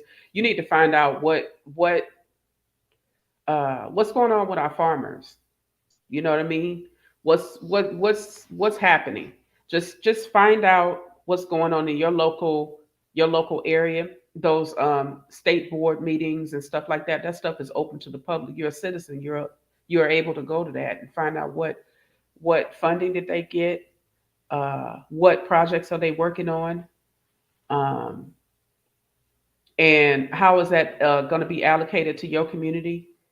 You know, so those are things that I suggest if you want to get involved and be an active member, and a not like really a delegate, but just somebody who advocate for your community to make sure that you getting your piece of the pie. You know, this is what we need to do. I'm definitely 100,000% into buying black, because that was my plan, was to have a store where I can have a distribution coming in from black owned businesses. You know what I mean? Because that's a lot of our problem, is that Mr. Ray's detergent, I can buy Mr. Ray's detergent, have paid $20 to have it shipped, but it's even better if I could buy it from my store. It's better for him and everything else. But that's just a thought that I have. Yeah, that's a great thought. That's a great thought too. And also, I don't know that food pantries, is open at this party. But just, I mean, it's usually open this year, but the way how the food is, that there's really no supplies, and that's sad though, because the ones that need it, they can't get. So I feel like if you have just a little extra, I'm not saying take everything to give, because you got to have some for yourself. Maybe cook something and just give it out. Because the food, I know in Virginia, I know the food pantry in Virginia is, they just say they run on their last leg. That there's no money is pushing now. If again, I don't have nothing for either party, but I would say this for the Republicans. I'm talking about if it's Commonwealth of Virginia. I'm talking about the Republicans and the modern Democrats. If they have their way, ain't gonna be no food pantries will be open. These are facts. I've been here over 10 years. Like I don't have a dog fight in none of them. I really don't give a none of them. But I tell you this: the food pantries and I know people that actually work at the food pantries. They actually run it. There's nothing is coming through, especially for our people. And when I'm talking about there's nothing, wherever they can get, they get. But if you go in them other neighborhoods, oh yeah, it's running. How do you know underrated? I travel, I take buses, I take care of my business, and I see it myself. You talking about us as people disfranchised?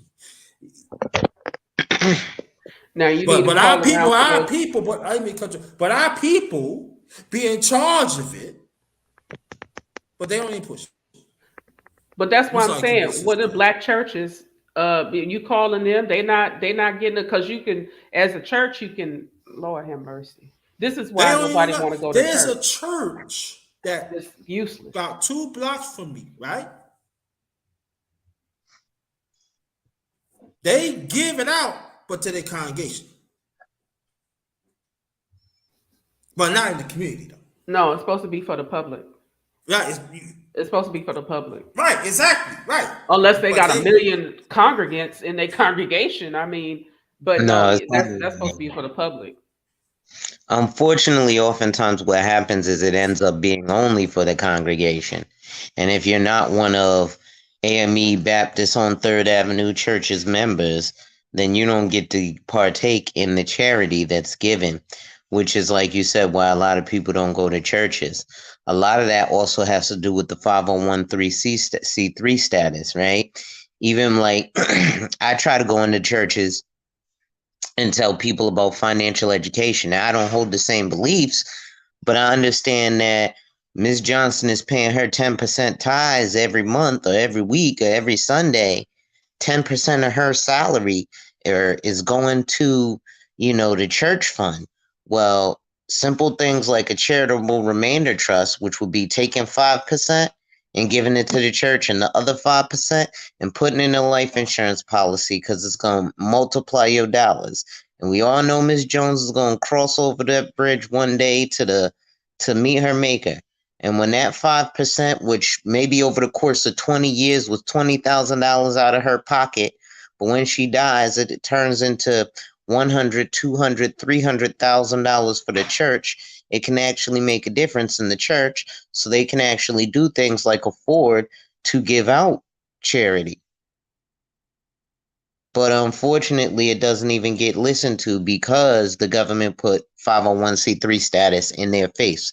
So you can't have a financial outreach ministry in your church unless to remain your tax exempt status, so that the pastor can go buy clothes from TJ Maxx tax free, so he can look good for the church, right? So they've put a lot of things in people's place. Go ahead, sister.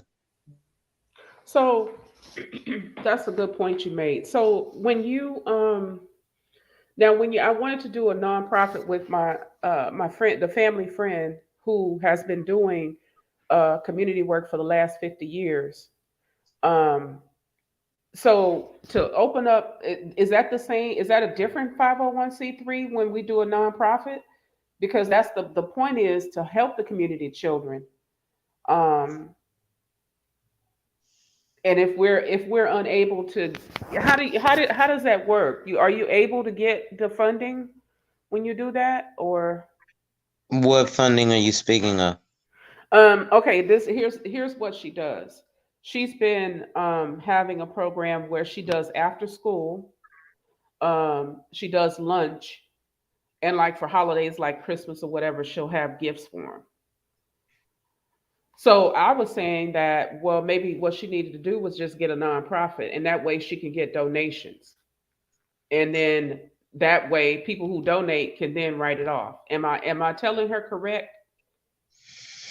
Up to a certain amount, they can write it off, but it has to firstly be a certain amount. Usually, that certain amount is $250 or more, and then the charity needs to give you a receipt saying that you've done so for you to actually be able to write it off. Unfortunately, in our community, we hear too many wives' tales, and then it's, oh, well, you could do this, but I don't know how you do it, but I heard. So, unfortunately, those kinds of things happen. So, yes, you can have the people write it off as a charitable contribution. However, again, there is some responsibility on the charity's part as well, right? Oh So yeah, they I have, get that. Her accounting has to be on point. I get that.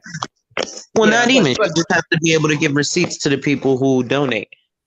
right, right. No, no, we get that. We get that the accounting has to be on point, especially as a black nonprofit. Now, I guess the reason I was asking was because you relayed that to the church, because what she does would be similar to a church. So if she's a 501c3, then there parameters on what she can do. Yeah, I would check with the IRS on that one. It really depends on the specifics and the intricacies. And Hmm. then, like you said, there's a lot of stuff that crosses over, right? Because the church can do a lot of the stuff she's doing too. Um, but they are for religious practice. So, yeah, your best bet is to check irs.gov for that. Okay.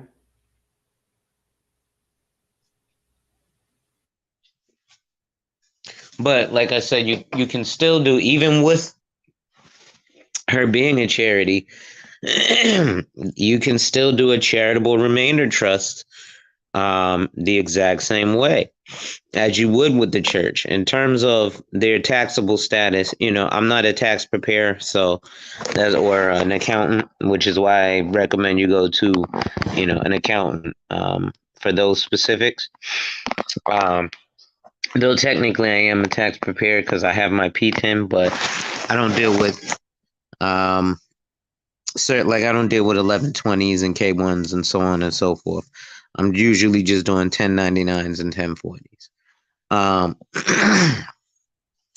But so, a lot of this stuff is, like you said, just we kind of don't get the information, or we get wives' tales, or we get someone who is a professional in one area, like myself, but won't tell you to go to a professional in another area.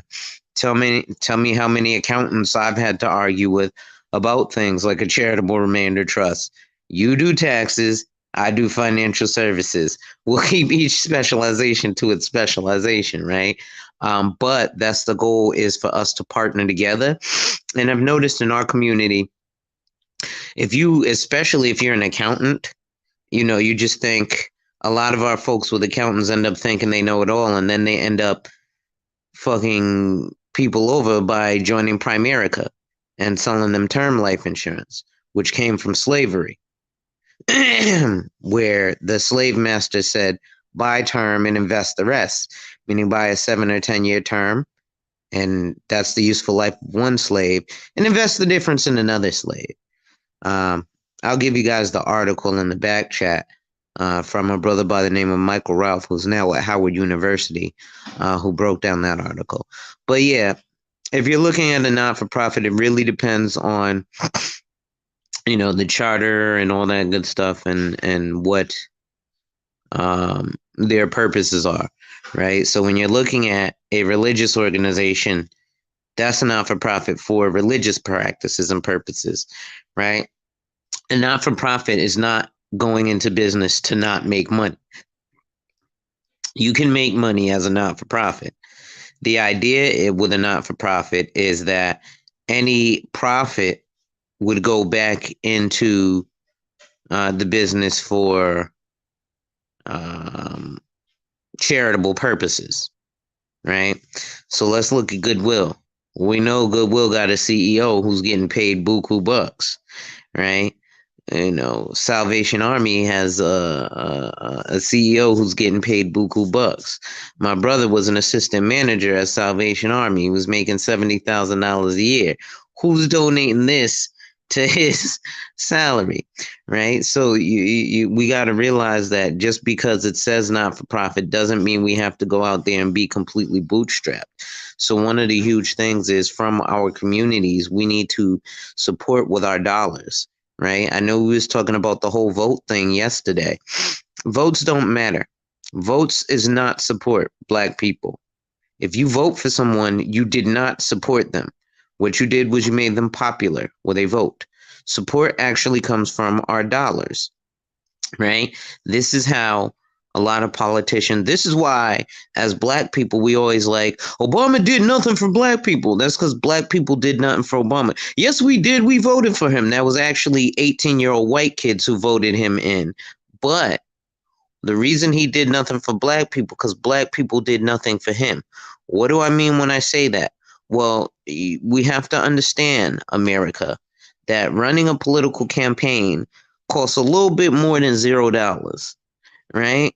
So for him to be on the bus driving from city to city and kissing babies, that costs money. That's some of them $300 plate dinners that they be having. We as a people don't go to those $300 plate dinners.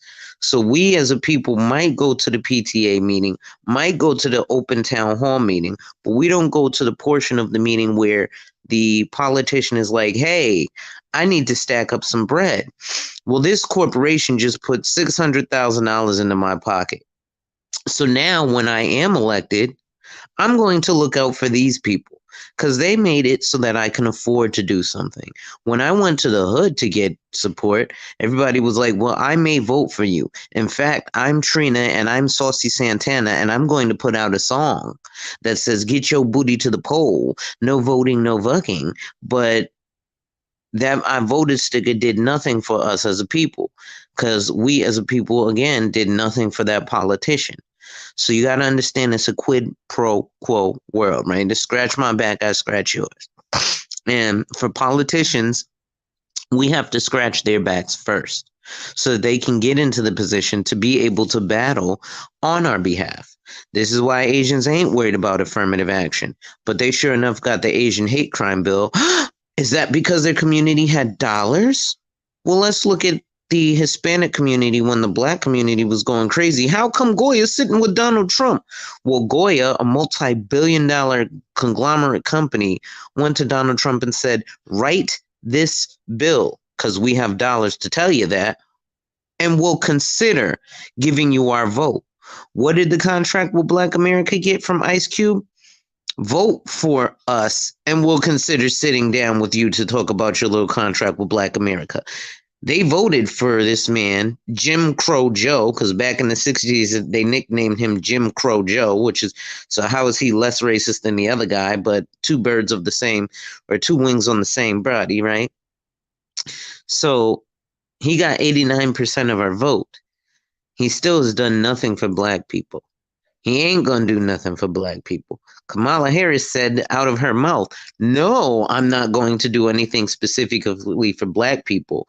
But Gurdeep and all those other things have things done for them because she's Indian. Yes, she went to an HBCU and then wore chucks and pearls. But we got to stop as a people being all inclusive. Let's again start putting our dollars behind the people we want to see getting to these positions. Because until we put our dollars behind them, they're going to keep getting bought by these major white corporations who have their interest at heart and are like, go poison your people.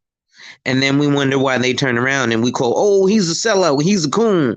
Well, why, especially with black folk, instead of calling them sellouts, how about we start buying in? We don't ever think about that. Oh, he sold out. Well, why don't you buy in? He ain't got to sell out because more black folk will buy into him. But we don't do that. I'm sorry. I didn't mean to hijack. You could go ahead, Sister Sal. It looked like you wanted to speak. No, I'm sorry, I was coughing.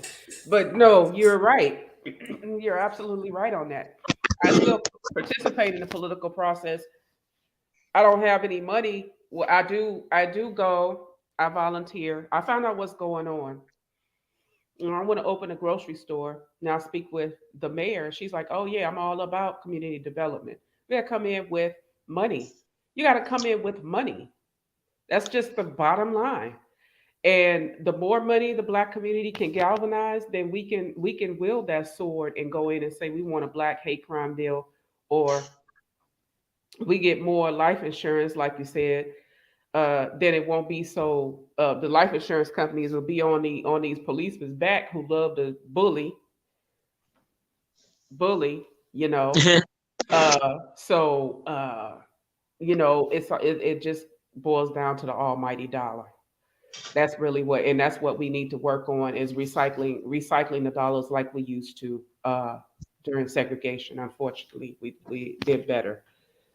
During segregation, the dollar used to circulate in our community for almost 36 days, over a month. The next Yeah. longest community the dollar circulates in is the Asian community right now at 28 days. And the Jewish community, I believe, is 14 days. And the Hispanic community, it's 12 hours. And in our community, we don't even get an 8-hour shift out of our dollar. It's lasting in our community for 6 hours. Yeah. That's why we have no change, right? Because as soon as I get a dollar, unfortunately, it also has to do with the fact that we tend to pigeonhole ourselves into businesses. Ask me how many young brothers I know got Stupid Name Records LLC, John's Clothing Line LLC, and John's Hair Salon / Barbershop LLC, and John's Food Truck / Restaurant LLC. But we don't have John's Toilet Paper, John's Cleaning Products, John's Poopa Scoopers, John's Scissors, right? We don't have John's creating juice, John's apple picking farm. So we need a lot of these ancillary businesses as well, right? There, for example, in my industry, right, I went to the CAFP, Conference of African American Financial Professionals, in 2021, and it explained that only 6.9% of licensed financial professionals are Black. So what you get is a lot of times, like I mentioned earlier, Miss Solutions, where we get wives' tales spread across our community, right? And then you'll get situations that I had where, for example, I went on Facebook and I was explaining to our people, I've only been a licensed financial professional since, I don't know, 2010. So I've only been doing this for more than 10 years, right? So I'm explaining to my people, listen, stop lying to ourselves. If you're not investing $10,000 or more, you're not investing. According to the Federal Reserve Board, that shows in Q4 1990, Blacks owned 0% of equities and mutual funds. In Q4 1995, Blacks owned 1% of mutual funds and equities. And in Q4 of 2020, Blacks owned 1% of equities and mutual funds. So you mean to tell me we went from 1% to 1% over the course of the last 30 years? So that means either your homeboy from Primerica telling you to buy term and invest the difference in the $25 mutual fund is lying to you, or Dave Ramsey is lying to you when you think you're investing, because the federal government doesn't see anything less than $10,000 as an investment. Now we have all these apps, Robinhood, Acorn, and I had to argue with this woman. She said, oh, well, you don't know what you're talking about. You're wrong. Miss, I'm only licensed in this for the past 12 years. Yes, you can go to TD Ameritrade, which is actually Charles Schwab, which was purchased by Charles Schwab in 2019. Whoever has a TD Ameritrade account won't know that until 2023. But I've noticed with our folks, especially if you have the credentials, oh, you know way less than the niggas on the street. Prime example, when I was doing real estate in New York City, in Brownsville, there was a church that they destroyed that they built up to luxury condos. Everybody in the neighborhood was like, nah, that's gonna be low income housing. No, it's not. It's gonna be luxury condos. I happen to be working with the guy from $1 Million Listings New York, Ryan Serhant, who gave me a listing. These are not low income. Yes, they are. Okay, then why is a 1-bedroom condo starting at $399.99? No, it's not. Okay, don't believe me. Let's go talk to the white guy. White guy, what's this? Oh my God, these condos at $399. That's crazy. Nobody's gonna buy that. Well, brother and sister, I've been telling y'all this because I actually work in the field. But it seems like, again, especially as Black folk, if you have the credentials, oh, you know way less. And then everyone, well, what credentials do you have? Why are you asking my credentials when you don't even know where to go to look up if my credentials are true or not? Because we do that too. Well, what credentials do you have to tell me this? I have a CLU. Well, I heard of a CFP. Well, a CLU takes 3 courses more than a CFP to get a CLU, but a CFP is advertised to you. Just like most Black folk don't know that PIMCO is a huge part of our 401k. Most of us haven't even heard of PIMCO. PIMCO happens to be the largest mutual fund in the world. And I promise you, if you look at your 401k statement, you'll see that there are some PIMCO allocations in there. But again, I've only been licensed for over a decade. I don't know what I'm talking about, according to our folks. But this is what we need, is to get the dollars behind this stuff. Once we have, and you know, I hijack everything because at the end of the day, the Asians are doing way better than the white folks in this country. Why? Because they got dollars. The Indians are doing way better than the white folks in this country. Why? Because they got dollars. And they have their dollars behind them. So they don't really care about police killing somebody in the street. And like Community Solutions said, you know, and there's a meme going around with a white guy, and he's giving small numbers. If every Black person had life insurance, I'm talking 300, 400,000, you know, it would immediately stop these cops from killing. You know who said that first? Warren Buffett. And he said if every black man had at least $1 million worth of life insurance, the owners of these multi-billion-dollar life insurance companies would step in and tell the police, hey, cut it out, because you're affecting our bottom line, right? Everybody Google Eugene Mitchell. That's the black man who created the $50 billion initiative with New York Life. I work closely with him, but I'm not a captive agent. And New York Life used to own slaves, so I don't really rock with them.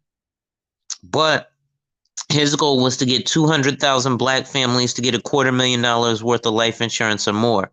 From 2011 to 2017, he succeeded in that. But even with succeeding in that $50 billion initiative, when COVID happened, $60 billion of death benefits was paid out. Do you know how much of that went to the black community? A little less than $1 billion, right? There's even a Yahoo Finance article that says black people buy life insurance more than white people because we believe in the power of generational wealth and passing down generational wealth through life insurance. Problem is we buy it wrong. I don't want to burden nobody. I just want a small $35,000 policy to pay for my funeral. Well, what about shit? This just happened to my family recently. My wife's uncle just died 2 Mondays ago. His funeral was yesterday. Well, no life insurance, or even if he did, he didn't have enough life insurance to do things like pay for other family members to come to your funeral, because we always forget about that. Yes, babe. Okay. Well, probably not enough to afford paying for us to come down there. $40,000? Charles's father's funeral was $35,000. Okay. Well, good for him, but the average funeral, like I said, Charles's father's funeral was $35,000. Okay, well, I'm talking about this one because it was just happened. So, again, having $40,000 of life insurance is cool to bury yourself, Black America, but we got to think about other folks not going into their 401k or not being desolate and in debt to come down and visit. I have a young lady who's working under me now who's got the same issue. That's the reason she started selling life insurance. Her uncle died. Then they had to go into their 401k to bury him. But then they had to go pass around the GoFundMe and the collection plate for people to get from California to Washington, D.C. to go pay this man his final respects, right? Realistically, what happens, in the Yahoo Finance article said this, Black people, we buy life insurance wrong.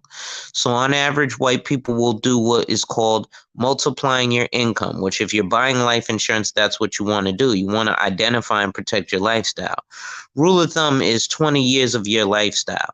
So if you make $50,000 a year, $1 million death benefit is in order. Why? Well, what happens to be 50,000 times 20? It happens to be $1 million. So you'll happen to leave your family in a good position. Now, I would talk about creating true generational wealth. So I wouldn't even bother with just a $1 million policy. I'd tell you to get a $10 million policy. Then when you die, your family comes and opens a money market account. Money market accounts like Marcus Millichap, which are Goldman Sachs, are growing at 0.5% interest. What does half of 1% of interest of $10 million? Well, it happens to be $50,000 in perpetuity. You see, this is how the wealthy do it. And this is how we got the Asian hate crime bill. But see, we just get taught buy term, invest the difference. Go to Google or write this down. BOLI, bank-owned life insurance. Right?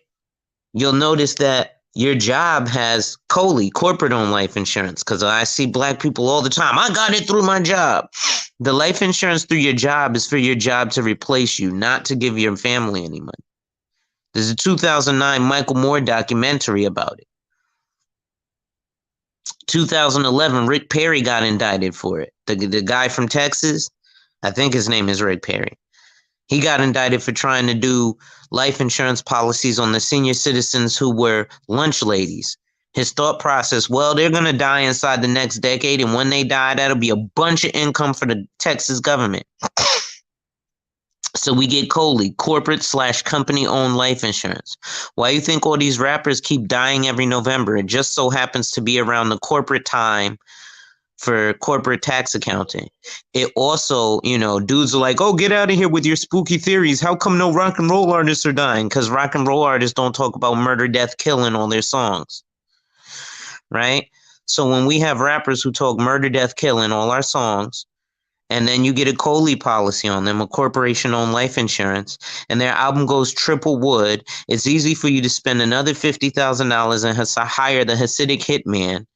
He goes out there and gives $5,000 to some broke dude in the hood who will do more for diaper money to go kill Young Dolph or what's the other PNB Rock or who else died? Takeoff, right?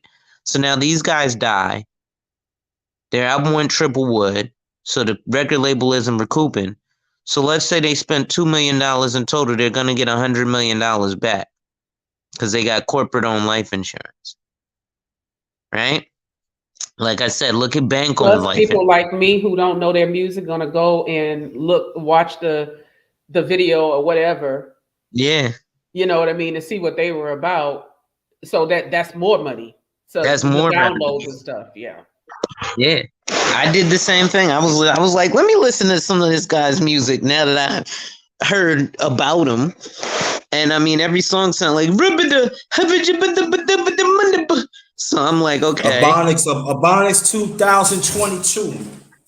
for real.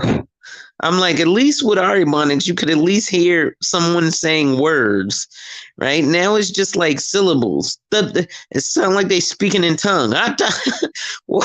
I'm like, wow, you know. But yeah, a lot of this stuff happens through dollars, right? Things like the Ziax Institute, which is a black-owned school, black-only school. They ask for a donation of $500 a month if you're going to send your child there. And if you can't afford it, your child does not get turned away. I am in no shape, way, form, or fashion affiliated with Ziax other than I'm black. But I'm still going to promote them because they black. And you guys, you know, some of you may know me, some of you may not know me. I am a self-proclaimed supremacist, and I do not care. I am unapologetic about it. But as a supremacist, I also realize that, and this is why I don't believe in white supremacy, because white supremacy, they tend to want you handicapped, whereas a true supremacist wants his opponents at their apex best or with an advantage against him. So when he dominates like the black man tends to in every arena that we enter, we can show our true superiority. But one of the things that is as a collective that we have to start doing is realizing that to others in this culture, America, we are a monolith. And so with that, we have to move monolithically. Well, how do we do that? We do that just like the Jews did. There are a whole bunch of Jews who do not get along with each other. But right now, they put all that to the side to go after Kyrie. Once Kyrie is out of the picture, now they'll go back to disliking each other and all that stuff. Right?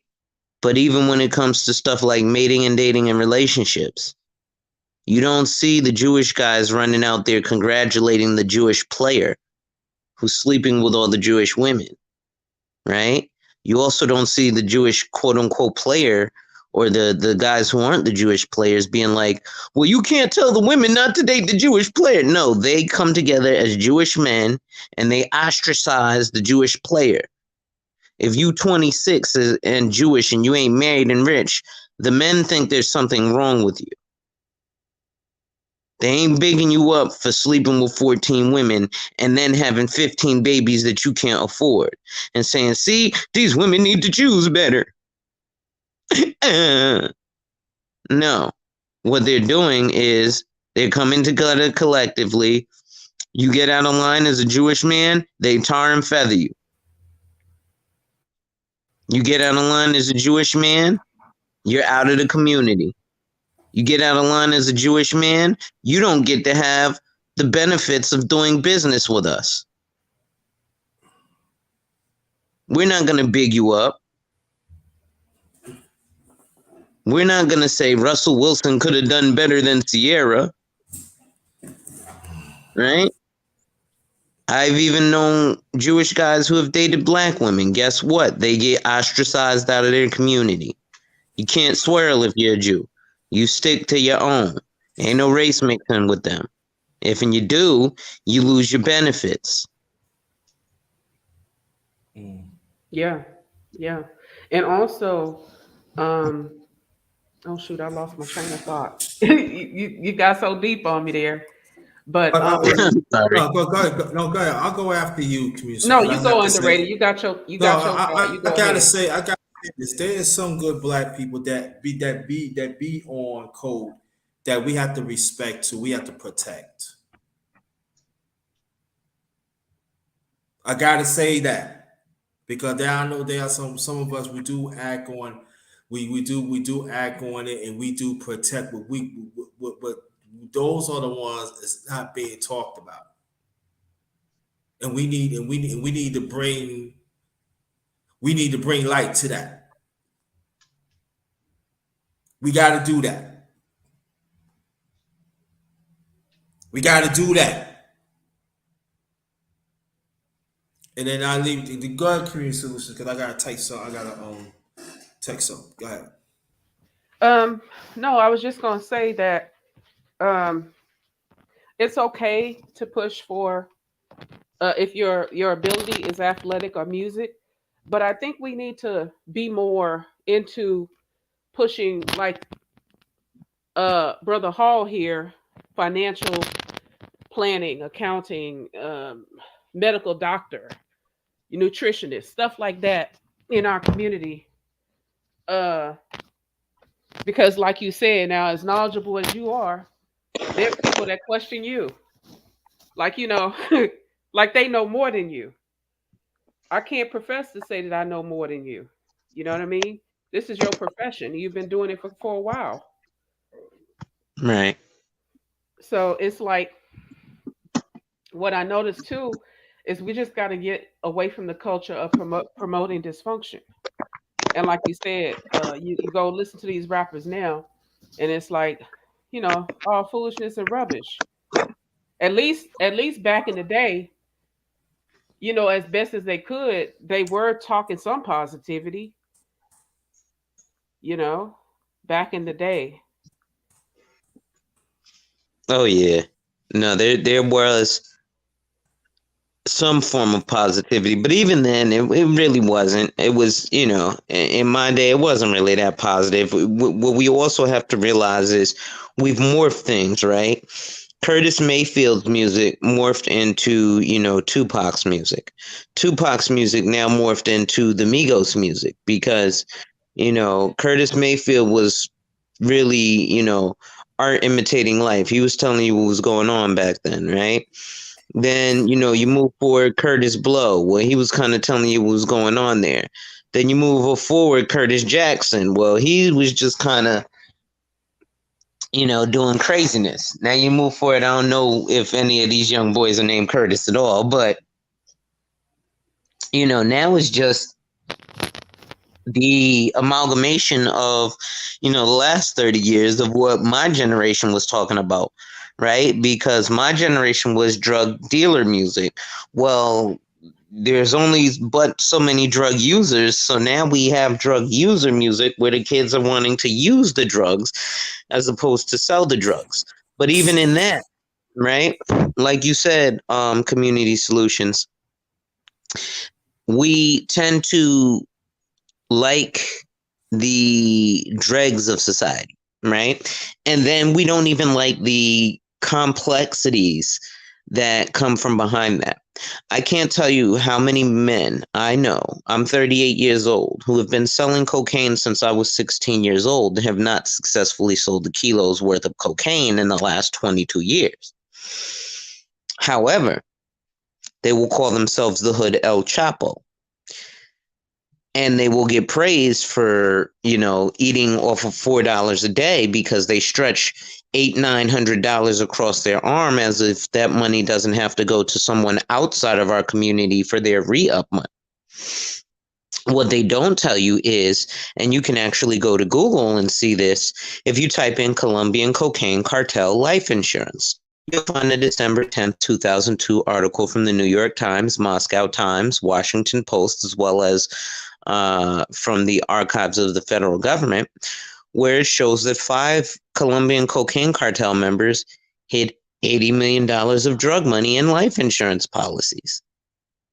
And so again, it comes down to the financial, right? Why haven't we heard any of this in our neighborhoods?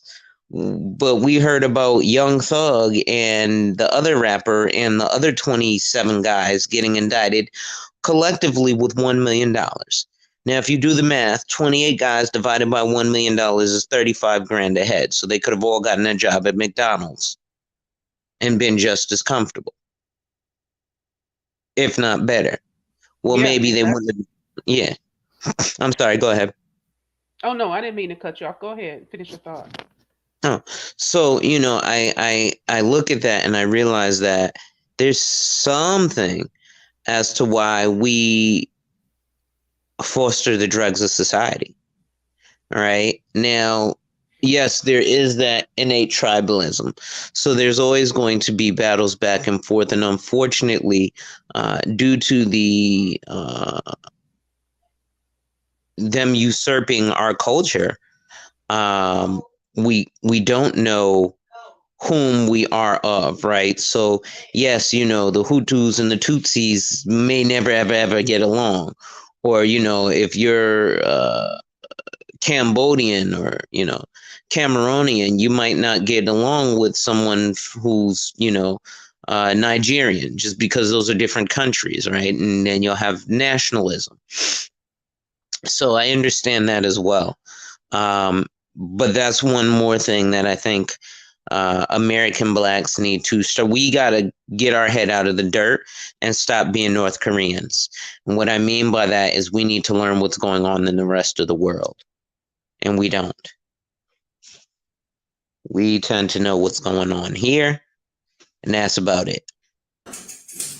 All right. Well, I have to go. I wish I could stay. I have to go. Brother Alonzo Hall, last remarks, please. Oh yeah, we got some special coming up next week, right, Brother Alonzo Hall? Yes. What day do you want to do? You gotta know it's nighttime, right? Yeah, I don't have a problem. It's better for us at nighttime. It's better for me too, because I want to rest up.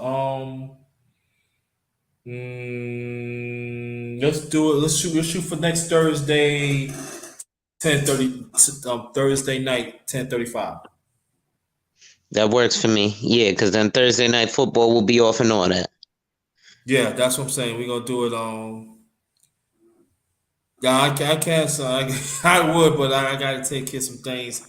Yeah, next Thursday night, 10:35 p.m. That'd Work. be better. We could push it. I could push it, huh? I said that works for me.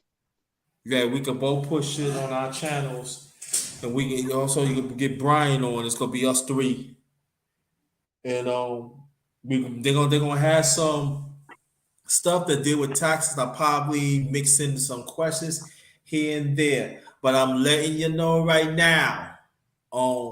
When we gonna do it, I'm going to establish it right now, but I'm definitely gonna establish it next Thursday. I'm gonna ask the brothers how long they can stay on. How long they can stay on. I'm gonna say within the 30 minutes. I'm gonna ask you. I'm gonna let you know y'all can ask questions. I'm gonna screen out the questions.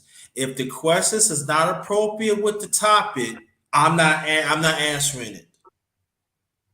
And I will gonna say that next week. So I will let you know when it comes out there. When it comes, you better let people know. Because we're gonna stick to the topic.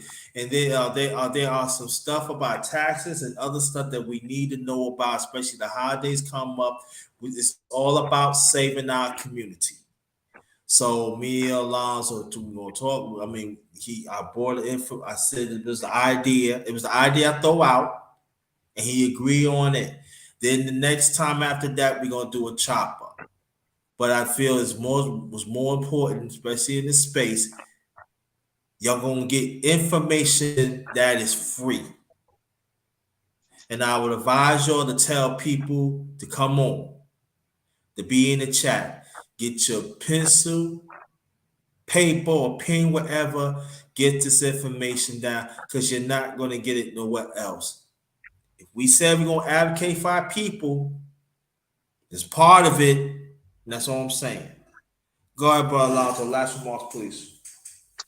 You know me, man. Wipe ass, work in progress every day and see success. And when people challenge you, they don't challenge you to challenge you, but they challenge you to challenge you. Accept the challenge. I actually have to go myself.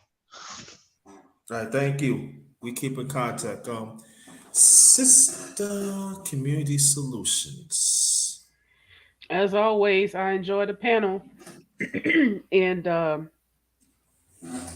always learning something new on underrated darkness, my brother. So I'm gonna catch you later. I'm gonna go run and get some tea and some other stuff to get myself together, and I will be talking to you. And you just let me know any day you want me. I need to start doing some panels on my channel too. Um, shoot. I will contact you with to see what your schedule looking like for next Okay, week. do that. Okay. Yeah, do All that, right. and also, I'm gonna talk you offline anyway on some resources anyway because you was asking me about it. With it, but I'll talk to you. Don't worry. Okay. All right. Catch you All later. right. Okay. Thank you. This is the last of the morning real talk, part 39. It's a great conversation again. And also, I'm glad people in the chat engage. This is what it's all about. If we want to engage, you don't have to be on the panel engage. You could be in the chat engage.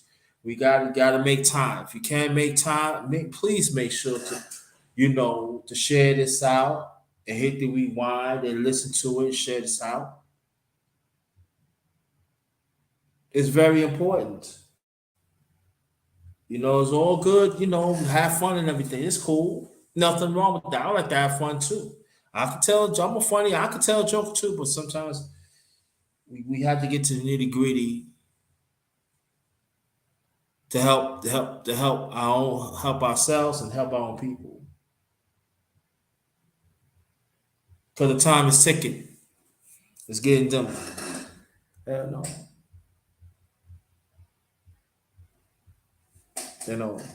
It's very important. I don't know I'm going to do another live later. I know I'm still debating. I am. I'm still debating. But if I'm going to do it, it's going to be like 10:35 tonight, between 10:05 or 10:35 tonight, or those times, if I'm going to do it. And thank you, Brother Sonny. Thank you, Brother Prince. Brother Prince, I'm still waiting for you if you still want to come on. But if not, I talk to you later. But let's get serious, y'all. When the time gets serious, let's get serious. Right? And let's do whatever we can to stand up against this evil system that we in. We gotta stand up against it, no matter what it takes. We have our differences as a people. I get it. But the one thing, we gotta stand up against this evil system. We gotta look in their eyes and say, no. We're about righteousness, and we're gonna do whatever we can. So here we go again. This is exactly why. Sonny, if you don't get that out, please do, bro. See, this is exactly why. Okay. Hold on, y'all. Exactly. That's why I like. It's all right. We're gonna get it. That's one of the reasons that hold on, y'all. Hold on. We gonna get this out. We'll get this out. We'll get this out. Hold on, y'all. Thank you, brother Sonny. Yeah. Yeah, I know. I know. Yeah, you're right, brother Sonny. You're right, brother Sonny. Yeah. And see, and that's why I told people all the time. Yo, let me tell you this, brother Sonny, before I get off. It was somebody convinced me to put the link into the chat. and it was me, brother Jay Speed, and brother Prince. It was and even it was brother Alonso. It was a beautiful conversation. I was getting off anyway, and the last 2 minutes of it, we was giving out information. Sonny, I wish you could have been that day because you would have really enjoyed it. It was somebody come with some nastiness on there, and I had to cut like the last 2 minutes of it. The last 2 minutes of it. Oh, I was pissed off because we really needed. And the JSP said, "Yo, you could go there, and you come back and everything." And I said, "Nah, I can't, cause you have to reset it again. That's tiring." And I just left it just like that. Oh yeah, we've been see things like that anyway. That's unrighteous ones, man. That's it. But yeah, but get back what I'm saying, y'all. There's nothing wrong to be entertained in the right way. I'm not saying nothing wrong with that. But it's time also to get serious too. And on my part, I really, yeah, yeah. There are some Mars, son, they don't do nothing about it. I had to do it. Yeah. So don't worry, because there's got to be some Mars I had to get, you have to get rid of anyway. Yeah. So but I want to thank y'all. Thanks, Sonny. Thanks everybody in the chat that participated in this conversation. This is the last of the morning real talk, part 39. And stay blessed, stay blessed, stay blessed. This one is Ghettos. Y'all and the families. Stay blessed, stay blessed, stay blessed. Again, I might come back on between 10:05 or 10:35 tonight. Never know. But if it is, look out for it. All right?